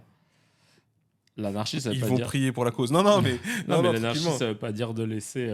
Ah non, au contraire. C'est Au même au contraire. contraire. Non, mais c'est même. Et justement, en fait, j'ai même envie de vous dire que c'est pour cela, c'est pour celle-là et cela que nous nous battons. Et l'idée, c'est pour ça que, par contre, la conviction, moi, je pense, le principe, je suis très attaché au concept de l'éducationnalisme révolutionnaire. Parce que c'est important en amont comme en aval. En gros, c'est le même principe. Aucune prison, mais vraiment, aucune prison ne peut enfermer un esprit libre. Par conséquent, faut le faire à l'inverse, en fait. C'est que si on est emprisonné, que ce soit une prison de fer, de mur ou de béton, ou que ce soit une prison morale, économique ou sociale, c'est parce que notre esprit s'est laissé emprisonner. C'est pas parce qu'on est coupable, attention. Hein. Quand je dis se laisser, c'est qu'en fait, parce que nous n'avions ni les clés, ni les outils, ni la disponibilité de nous en défendre et de nous en protéger. Mais encore une fois, aucune prison ne résiste à un esprit libre. Ça, c'est la base. C'est vraiment la base. Donc, l'enjeu, c'est de libérer les esprits. Et comment on les libère ? Par l'éducationnalisme. C'est-à-dire qu'en fait, c'est s'éduquer. Alors, ça fait bizarre quand on dit s'éduquer, mais c'est de comprendre le monde, de comprendre le réel, de comprendre les tenants et les aboutissants de ce qui se produit. C'est tout l'enjeu de la sociologie, de la psychologie, de l'histoire, de la philosophie. C'est tout ça, en fait, qui va être essentiel, et c'est ça qui va nous permettre de comprendre les ressorts. Mais j'insiste, vous comprenez bien, il suffit à un esprit emprisonné de comprendre qu'il est dans une prison pour déjà commencer à être libéré. Vous voyez, ça ne tient qu'à ça. C'est pour ça que ne pensez pas qu'il est question de renverser... Ça aussi, parce que j'aime pas cette grandiloquence qu'on doit beaucoup au marxisme. Parfois, c'est vraiment chiant. Le truc de la grande révolution, le grand soir et tout. C'est pas comme... En fait, c'est pas comme ça que ça se passe. Même c'est pas comme ça que ça s'est passé. C'est même quand ça s'est passé, on pense que ça s'est passé comme ça. C'est pas comme ça que ça s'est passé. C'est réellement un processus qui est à la fois long. J'ai envie de dire, c'est un processus long et impatient. Vous voyez ? Ouais, c'est un paradoxe. Long et impatient. C'est-à-dire que je veux le résultat. Je bosse pour le résultat, mais je sais qu'il va falloir du temps pour ce résultat. Mais je le veux vite. Tu vois ? C'est ce paradoxe. Et c'est un principe de l'éducationnalisme révolutionnaire qui est un fondement de l'anarchisme philosophique. C'est de comprendre les choses, comprendre comment ça fonctionne, comprendre le système, contaminer les autres par cette compréhension, la diffuser, oui, et avec toujours ce même principe. Mais mon gars, moi j'ai rien à te forcer, je te donne pas d'ordre, je t'impose rien, tu fais ce que tu veux. Voilà ce que je pense. Yeah. Bah, tu sais quoi, ça m'a fait penser à un truc. Il y a quelqu'un qui l'a dit. Après V comme Vendetta, voici H pour Dr H. Ah, mais c'est vraiment C'est ça. trop touchant. Le souci, c'est que prendre les devants, c'est le plus dur. Ouais. Purée, je suis révolutionnaire. Merci, Dr H. Merci pour vos réponses. Merci, Dr H. Tranquille, soyons bienveillants ici. C'est un endroit qui peut permettre d'éduquer. Ah, ça commence à chauffer, quoi. Pas un endroit où on doit se battre. Ah, non, surtout pas. Ouais, bah non. Surtout pas, le but, c'est inutile. C'est Oui. inutile. Gardez cette énergie pour ceux qui le méritent. Ouais, totalement. Ah, parce que, encore une fois, il n'y a pas de. On est. C'est le principe déterminé. C'est que, encore une fois, tu vois, c'est ce que je te disais quand je parlais de l'élément de T'as Mozi. cité du Malcolm X. Dr H qui cite du Malcolm X. C'est très probable, parce que de toute façon, j'essaie d'être habité par Malcolm X. Il est incroyable. Vraiment, Ouais. il était incroyable. Moi, je parle toujours au présent de ces gens-là. Voilà. Parce que je considère qu'ils sont jamais morts. Mais c'est ça, c'est que c'est l'enjeu. Quand je parlais de Mozi, pourquoi je parlais de Mozi et pourquoi c'est essentiel dans la pensée chinoise et en fait c'est essentiel dans la pensée humaine. Quand il disait justement que le mandat du ciel, ce qui parlait en fait de ce qu'on appelle l'ordre général, hein, l'harmonie générale, tend vers justement davantage de paix. Mais pour tendre vers la paix, il faut qu'il y ait davantage d'amour. Et pour qu'il y ait de l'amour, il ne faut pas qu'il y ait de la partialité. Voilà, c'est-à-dire qu'en fait, c'est justement ça. C'est pour ça que c'est pas facile. Tu sais, c'est cette question un peu profondément humaniste dans le sens noble du terme, pas dans le sens juste parce que je sais tout le monde dit c'est franc-maçon. Mais non, mais ça aussi, il faut arriver à dépasser ce genre de schéma strict. En gros, et même chacun d'entre nous, investissons ou réinvestissons les concepts et les termes. Hein. L'humanisme, c'est quoi? C'est que, en vrai, pourquoi je veux me battre? Pourquoi je veux arranger les situations? Pourquoi je veux changer le monde? Parce que ce que je veux pour moi, je le veux pour les autres. Et si je le veux pour les autres, je l'aurai pour moi. C'est bête, mais pourtant c'est essentiel. Mais ouais, C'est vraiment essentiel. Ouais. Et c'est pour ça que c'est frappant de voir à quel point les gens s'engouffrent dans des trucs où, tu sais, je le vois un peu, même dans les petits commentaires un peu haineux. Ah. Tu dis, c'est fabuleux quand même, les gens qui se sentent obligés. C'est très mignon de dire, ils se sentent obligés de te traiter de débile pour se sentir, eux, plus intelligents. Tu dis, pourtant, il est si simple de juste faire la démonstration de ton intelligence. Ouais. Pourquoi tu cherches à... Et ça, tu le vois. Mais on le voit aujourd'hui avec... C'est pour ça que je pense que le capitalisme, ça dit beaucoup et rien en même temps. Mm. Et c'est pour ça que ça peut être trompeur, tu vois. Ou en gros, ça désigne plein de phénomènes. Individualisme, nihilisme, sectarisme, égocentrisme, narcissisme. Hein, il y a plein de trucs. Hein. C'est là qu'après, il y a toute une littérature. Et on va la combiner. Hein. Vous lisez L'Air du vide, Le crépuscule du devoir de Lipovetsky. Ouais, quasiment tout le livre de Lipovetsky. Bon, vers la fin, là, à ce moment-là, il est un peu... Bon, il vieillit, donc c'est normal. Hein, on ne peut pas être parfait. D'ailleurs, ça aussi, hein, quand vous avez un auteur que vous trouvez pertinent, bah, tant mieux. Et si lui, il vrille d'une manière ou d'une autre, bah, tant pis. Oui, faut pas. Au même titre que des gens qui ont dit je me désabonne, j'ai pas aimé votre dernière vidéo. Bah, ça arrivait oui. sur la dernière. Ah, une, vous faites ce que vous voulez. Ouais. Deux, c'est pas intelligent. Mais oui, non, c'est pas intelligent parce que c'est le problème de si vous aimez pas la contradiction, c'est quand même chelou. Mais bon, après, chacun fait vraiment ce qu'il veut. Hein, tu vois. Mais encore une fois, tu vois la question quand on parle de l'humanisme, c'est ça, cet enjeu, c'est de se dire que au final. Ce qu'on décrit le mieux par rapport au capitalisme d'aujourd'hui, c'est le fait qu'on te dit, toi là, tu peux pas réussir si tout le monde réussit. Ouais. Putain. Parce que il y en a pas assez pour tout le monde. C'est du Malthus. Ah ouais. C'est du pur Malthus en fait. Il y en a pas pour tout le monde. Laisse tomber. Allez. Si tu peux mettre une béquille là, celui qui est juste à côté, vas-y, fais-le s'il te plaît. Vite, tu vas voir. Tu vas te sentir libéré. C'est et c'est ce qu'on fait aux humains, c'est ce qu'on fait aux hommes vis-à-vis des femmes, c'est ce qu'on fait aux femmes vis-à-vis des autres femmes, c'est ce qu'on fait aux racisés. On fait ça à toutes les strates. Divided and rule. Ouais, Toujours la même chose. Et ça me fait penser à cette phrase de Johan Chapoutot qui disait ça demande beaucoup d'efforts d'être de gauche. Oui, bah bien sûr. Ça demande beaucoup d'efforts de penser à gauche. Parce qu'il disait que lui, il venait d'une famille de droite plutôt. Et il dit que ça demande un effort. C'est plus facile quand on dit d'être de droite, c'est d'être plutôt individualiste ou te dire c'est les meilleurs qui réussissent et machin. Ça, c'est ce qu'on appelle le système attestataire. Ah ouais? Ouais. Ça, par contre, c'est un logiciel marxiste, mais il est je le trouve très pertinent. Oui, parce que j'ai des problèmes avec le logiciel marxiste en général. Mais en gros, c'est pour des raisons anarchistes, précisément. Mais c'est ce qu'on appelle, c'est incorporé en sociologie, les logiques attestataires et les logiques contestataires. Moi, effectivement, mon héritage sociologique est un héritage profondément contestataire. C'est-à-dire que je conteste l'ordre établi.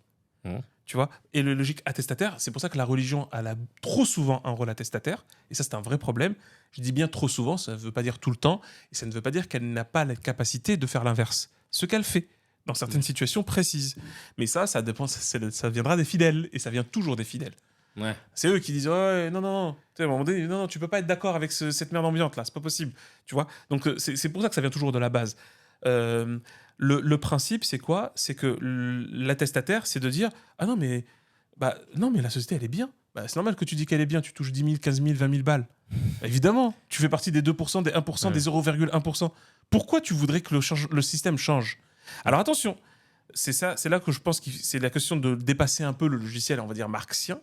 C'est que la conviction, et moi je la vois dans l'histoire de la philosophie, je suis très, comment dire, très impliqué par la question de la philo-histoire, si on peut dire ça. Comme Gratalou parle de géo-histoire, de la philo-histoire, l'histoire des idées et de la pensée. C'est que, en réalité, justement, les grands changements positifs dans l'histoire humaine, et il y en a eu, sinon on ne serait pas là, les amis. Ah ouais, totalement. Il y en a vraiment eu. C'est précisément lorsque des gens dont le système leur est favorable décident de le contester. Parce qu'ils considèrent qu'il y a un idéal supérieur qui n'est pas harmonieux avec ça. Ça, c'est fort. Hein. Ça, c'est très puissant. Ça, c'est très puissant. Ça, c'est pour ça que, par exemple, moi, pour revenir sur quand on parlait d'Israël, les membres du collectif Tzedek, j'ai grand respect parce que j'ai vu une interview notamment de Simon Hassoun. Il est trop fort, Simon Hassoun. Et lui qui a fait l'armée en Israël, qui est très croyant. Oui, c'est vrai, franchement. Et qui est pratiquant et tout. Et quand il se rend compte que, en fait. Voilà l'idéal supérieur voilà, c'est ça, qui dit qu'il y a un gros problème quand. C'est dur parce que tu as tout un matrixage quand tu es dedans, tu vois, pour. Il est où son intérêt à faire tout ça, à dire non? C'est ça. Il n'y a aucun intérêt. Vraiment, il s'est mis à dos. Contre son peuple, entre guillemets, parce que c'est ce qu'on lui dit. C'est pas vrai, mais c'est ce qu'on lui dit. Bien sûr. Non, mais c'est pour ça. Alors, dans les messages, là, on va lire un peu de messages. N'oublie pas le square Kevin Razi et la place Morad. Ah, ils sont tous en train de. L'avenue Docteur Hamza. Ah, ok, d'accord. Ça veut renommer des. Ah, ça y est. C'est bien, ça fait plaisir. C'est une belle utopie de penser que plus jamais personne ne sera dans le besoin, mais une utopie.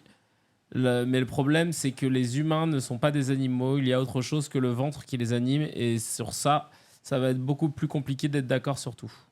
Mais d'ailleurs, tout à fait d'accord. Mais d'ailleurs, l'enjeu, ce n'est pas d'être d'accord sur tout. Moi, par contre, je suis convaincu d'une chose. C'est que, après pas mal de lectures, et ça continue, donc c'est toujours provisoire, d'accord, Moi, et mes conclusions, et les conclusions de n'importe quel chercheur que vous lisez, c'est toujours provisoire. Comprenez?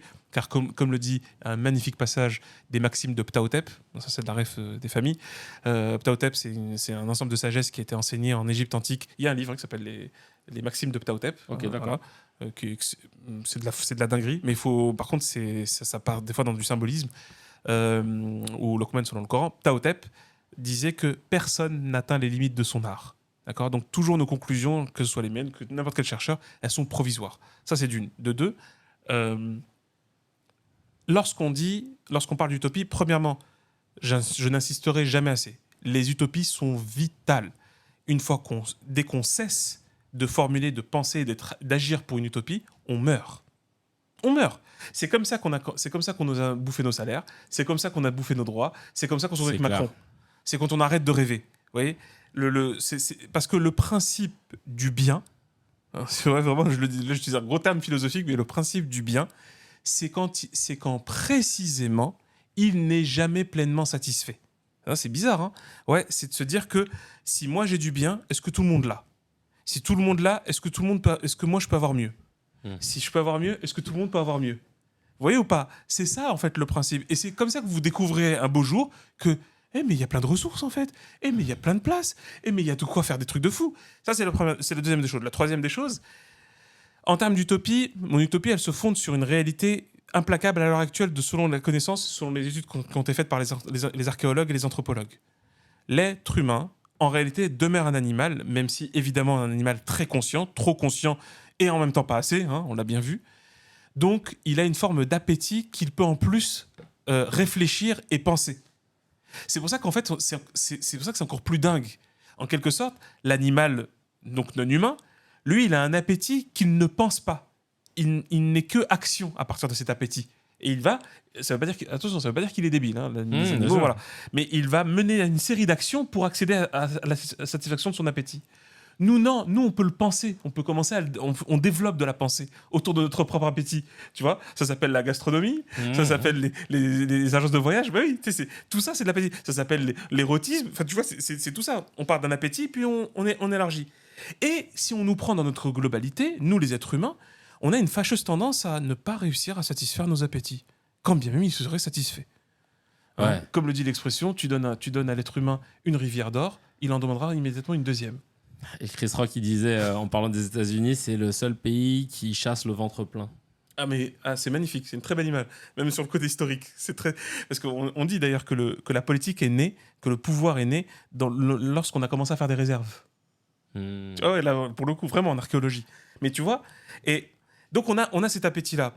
Grosso modo, la plupart des historiens, des philosophes, des penseurs disent il n'y a pas moyen, je crois que cet appétit, on ne pourra jamais l'enlever. Alors là, tu te dis, ah bah merde, parce que c'est ça qui fait qu'il y a la politique, Ouais. c'est ça qui fait qu'il y a l'économie tarée, c'est ça qui fait qu'il y a la guerre, c'est ça qui fait qu'il y a des agressions, c'est ça, hein. C'est cet appétit de toujours plus, au-dessus. Enfin. Donc, l'issue, en toute simplicité, si on peut le dire comme ça, c'est de trouver l'élément qui, une fois qu'on s'en nourrit, on en devient addict totalement. Et 3, il ne s'épuise jamais, même si on le consomme en dose maximale. Ouais. La science. Ah. La science. Il n'y a que la science qui est illimitée. Il n'y a que le savoir qui n'a pas de borne. Il n'y a que le savoir qui, si je t'en donne, je perds rien. Ça me rajoute même. T'as vu ça où dans toutes les denrées qu'on a, dans toutes les ressources sur cette terre. Même mon temps, je peux pas te le donner comme ça facilement. Alors que le savoir, si. Et en plus, une fois que je te le donne, je perds pas, mais je peux même le multiplier. Et ensuite, il pourrait même en revenir complètement transformé. Et si je le divise, Ça, il c'est croît. vrai. Et il n'a toujours pas de limite. Jamais de limite. Planter ce désir du savoir, cette faim du savoir, chez tous les êtres humains dès l'enfance. Alors bah oui, hein. Par contre, ah oui, ça veut dire qu'il faudra s'attendre à ce que les enfants ils changent tout. Hein. Ils commencent à venir, ils vont grandir, ils vont dire ah mais pourquoi on fait ça? Et que quand à un moment donné, et c'est normal, t'as pas la réponse, tu dis ah non, j'avoue, je sais pas. Ok, bah je vais m'occuper de ça. Je vais pas, faut que je trouve un taf. Donc c'est comment? C'est payé combien? C'est CDI, tout ça. Bah oui, si tout de suite il est dans ces schémas-là, ça va pas le faire. Hein. Ça va vraiment pas le faire. Par contre, si c'est bon, j'ai le temps, ouais, très bien, je vais m'occuper de ce dossier. Ouais, le portail quantique, je m'en occupe dans 3 ans, ça sera réglé. Ah ouais. C'est ça le principe du savoir. Mais c'est pas, c'est que c'est. Et en plus, oui, et en plus, notre vie elle change. Le savoir, il n'est pas abstrait. Si moi je t'en donne, et qu'on le développe chacun, et puis dans le savoir il y a tout. Hein. C'est pas, bien sûr. j'ai pas que parler de la science physique, hein, c'est Ouais, tout. bien Hein. sûr, c'est tout. Notre sort humain, il s'améliore, mais pour de vrai. Et on peut littéralement arriver à une société sans maladie. Ça a l'air, mais non, mais n'importe quoi. Mais je déconne pas. On peut arriver à une société sans maladie. Sans déconner. On va pleurer le jour où. J'aimerais le voir de mon vivant. On va pleurer le jour où, avec juste un cacheton, on va soigner le cancer. Putain. C'est Comme vraiment. si c'était un Doliprane. Mais littéralement. Et quand on viendra et qu'on comprendra que une prescription de sommeil, ça règle la plupart de tes maladies. Parce que de toute façon, je suis pas obligé d'aller au boulot. Parce que mon patron, il va me dire non, tu peux pas comme ça dormir pendant 3 jours. C'est pas possible. On a des objectifs à rendre. Tes fichiers Excel, dépêche-toi. Bah, non, mais n'importe quoi. C'est complètement dingo. Bah franchement, merci. Merci pour... on devait parler de la guerre, mais c'est bien parce que c'est... Il faut donner la perspective. Il faut donner la perspective. Bah, en fait, ouais. c'est important de pas être dans le... juste dans la défaite, dans le pessimisme. Et franchement, là, je suis refait. Là, tu vois, tout ce que tu as dit, je me dis, ben ouais, en fait, continuer d'apprendre et de transmettre, de faire ce qu'on fait là et que vous puissiez le faire à votre tour. Tu sais, quand il y a des messages... Docteur H, file-moi le cacheton, s'il te plaît. Là, j'aurais bien besoin. Je me demande si Israël, c'est pas l'état embryonnaire des USA. Ah oui, bien sûr. En se créant sur le génocide d'un peuple qui a une histoire où il se victimise avec une volonté de tout avaler. Parfaite description. Ouais. Donc c'est pour ça qu'il soutient inconditionnel. C'est pour ça que pour que l'un meure, l'autre aussi doit mourir. C'est terrible ce que je dis, hein, mais c'est vrai. Le savoir, malheureusement, est limité. On peut pas tenir le peuple en traitant tout le monde de complotiste, etc. Le peuple Le pouvoir a peur d'un peuple éclairé. Ah bah oui. Ah mais donc c'est pour ça que t'as tout compris. Faut le faire sauter le pouvoir. J'espère que j'ai été clair quand même. Ça fait partie aussi de... D'ailleurs, hein, c'était une invention scientifique, la guillotine. Hein. du docteur Guillotin. Tout à fait. Qui a été perfectionnée par Louis XVI lui-même. Ah ouais, d'accord. C'est lui qui a dit qu'il fallait biaiser la lame. Il dit Ah oui, c'est mieux d'accord. pour la coupe. Putain. Oui, parce que quand ça fait ça, ça tombe. Ça a tendance à rebondir, ça coupe pas bien. Ah ouais? Ouais, il faut la biaiser. Ouais, et c'est bien sur la nuque. Non mais en fait ça paraît très hardcore quand on le dit comme ça, mais... En tout cas, merci beaucoup. C'était trop cool de discuter avec vous là-dessus et d'être dans une perspective du coup qui est quand même plus utopiste et qui repose au final sur des choses très basiques, à savoir venez juste, on essaie de vouloir le meilleur pour tout le monde, de le viser même si on l'obtient pas parce que ça nous tire vers le haut et puis la science, de continuer d'apprendre. Ah oui. Et là, je dis science et il y a Science-Flix, le livre qu'on a écrit avec Hamza et son frère Anes, où il y a encore fake news. En tout cas, merci mille fois, vous avez été au top. Il pleut de ouf là dehors.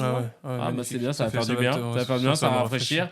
Merci à vous pour ce nouvel épisode de CKR. N'hésitez pas, hein, comme d'habitude, à lâcher les petites étoiles, les 5 étoiles, les commentaires à fond, on les lit, hein, on les lit tous et après on les commente s'il y a des questions, etc. N'hésitez pas. Évidemment, merci beaucoup, Dr H. C'est à toi, c'était cool. C'est un plaisir de pouvoir refaire le monde avec toi. Ma chérie Gaël Cagnan à la réalisation. N'hésitez pas à aller checker sa dernière interview qui commence bien et qui est ultra importante. C'est sur sa chaîne YouTube Gaël Cagnan et l'émission s'appelle Mask Off, où elle interview des athlètes de sport US qui font tomber le masque pour parler de ce qu'ils traversent réellement quand on est sportif. Et sur la dernière interview de Ryan Kefif, qui est linebacker en foot US, et il parle de la dépression notamment, et il y a très peu de sportifs qui en parlent, donc allez checker ça. On a Mourad, le showrunner, qui gère comme d'une main de maître et les émissions et le chat, Discord et Telegram, allez-y, les liens sont sur notre link. Invitez du monde pour le live. Invitez du monde, on va activer les subs. Voilà, avec deux donc fois, si deux chacun personnes si vous faites venir des potes qui ont Amazon Prime, etc. De fil en aiguille, ça va juste de subs, ils partent. Ouais, franchement, ça. En tout cas, ça fait trop plaisir. Merci à vous tous. Ouais, merci, cool. Et là, Kamel qui dit venez faire une émission en Norvège, les gars. C'est pas tombé dans l'oreille d'un sourd. On va juste mettre 10 000 euros de côté, mais on va le faire. En tout cas, merci à vous. On vous laisse un peu avec le chat et on vous dit à lundi pro. Ciao, ciao. Salut.